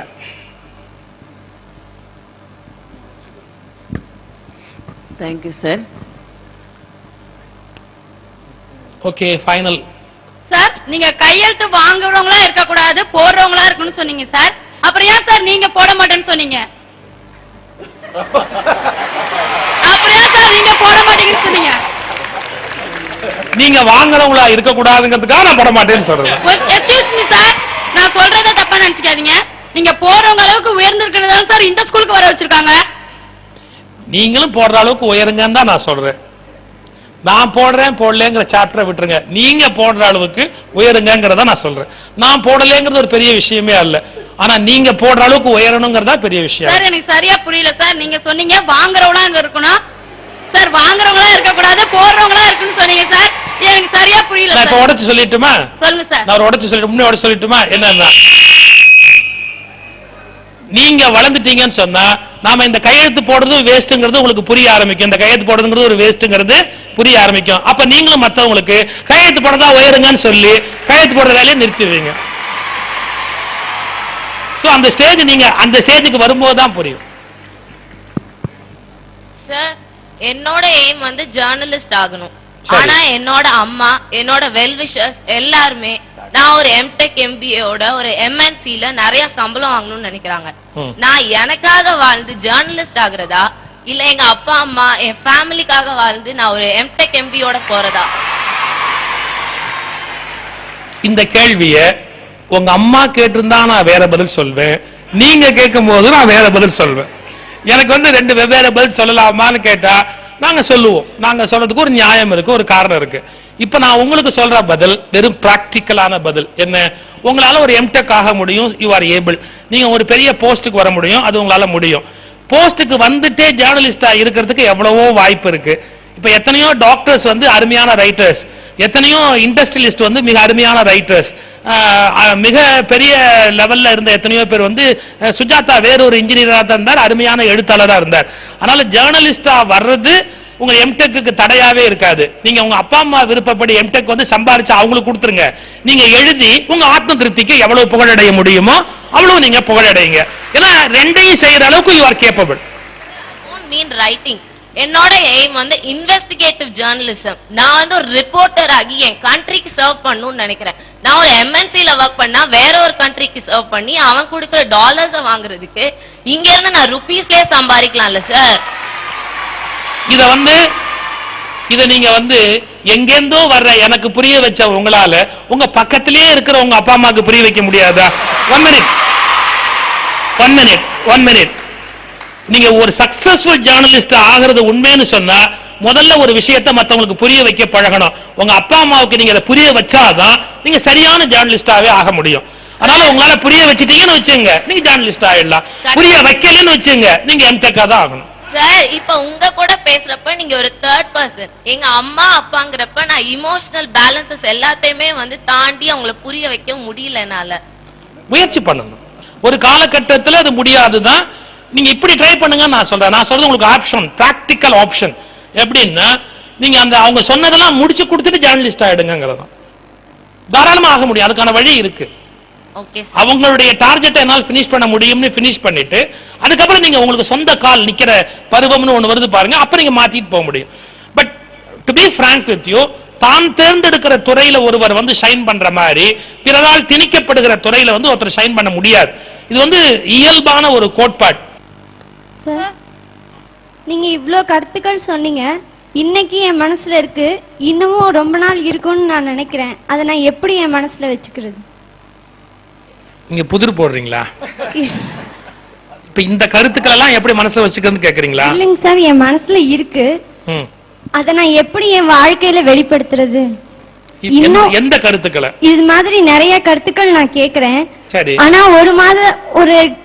ஒரு குறிப்பிட்ட காலத்துக்கு பிறகு நான் அதெல்லாம் விட்டுறேன், திருப்பி பழைய நிலைக்கே வந்துடுறேன். நினைவூட்டல்னு பேரு. மனிதர்களுக்கு திரும்ப திரும்ப ஒரு விஷயத்தை நினைவில் கொண்டு வந்து கொண்டே இருந்தாதான் அந்த விஷயம் வந்து மனதுக்குள்ளேயே தங்க முடியும். ஆனா அது கடவுள் நமக்கு கொடுத்த பெரிய வரப்பிரசாதம். ஒரு 15 வருஷத்துக்கு முன்னாடி நடந்த சண்டை ஞாபகத்துல இருந்தா நம்ம உருப்பிடுவோமா சொல்லுங்க? அதனால கடவுள் மறதின்னு ஒன்னையும் சேர்த்தே கொடுத்திருக்கிறார். அப்பதான் நம்ம நிம்மதியா இருக்க முடியும், பகை மறந்து சந்தோஷமா வாழ முடியும். அதனால நல்ல விஷயங்களை திரும்ப திரும்ப நினைவூட்டிக்கிட்டே இருக்கணும். இப்ப உங்களுக்கு 2 டெக்னிக் இருக்கு. என்ன, உங்க பள்ளிக்கூடம் நல்ல பள்ளிக்கூடமா இருக்கிறதுனால என்ன மாதிரி ஆட்களை வருஷம் கூட்டிட்டு வந்துகிட்டே இருப்பாங்க, நீங்க அதெல்லாம் கேட்டுக்கிட்டே இருப்பீங்க. உங்க மனசுல அது மாதிரி நேற்றுக்கு தமிழருவி மணியன் வந்தார், அது மாதிரி தொடர்ந்து பல சிந்தனைகள் பரிந்து கொண்டே இருக்கும். இது ஒரு டெக்னிக்.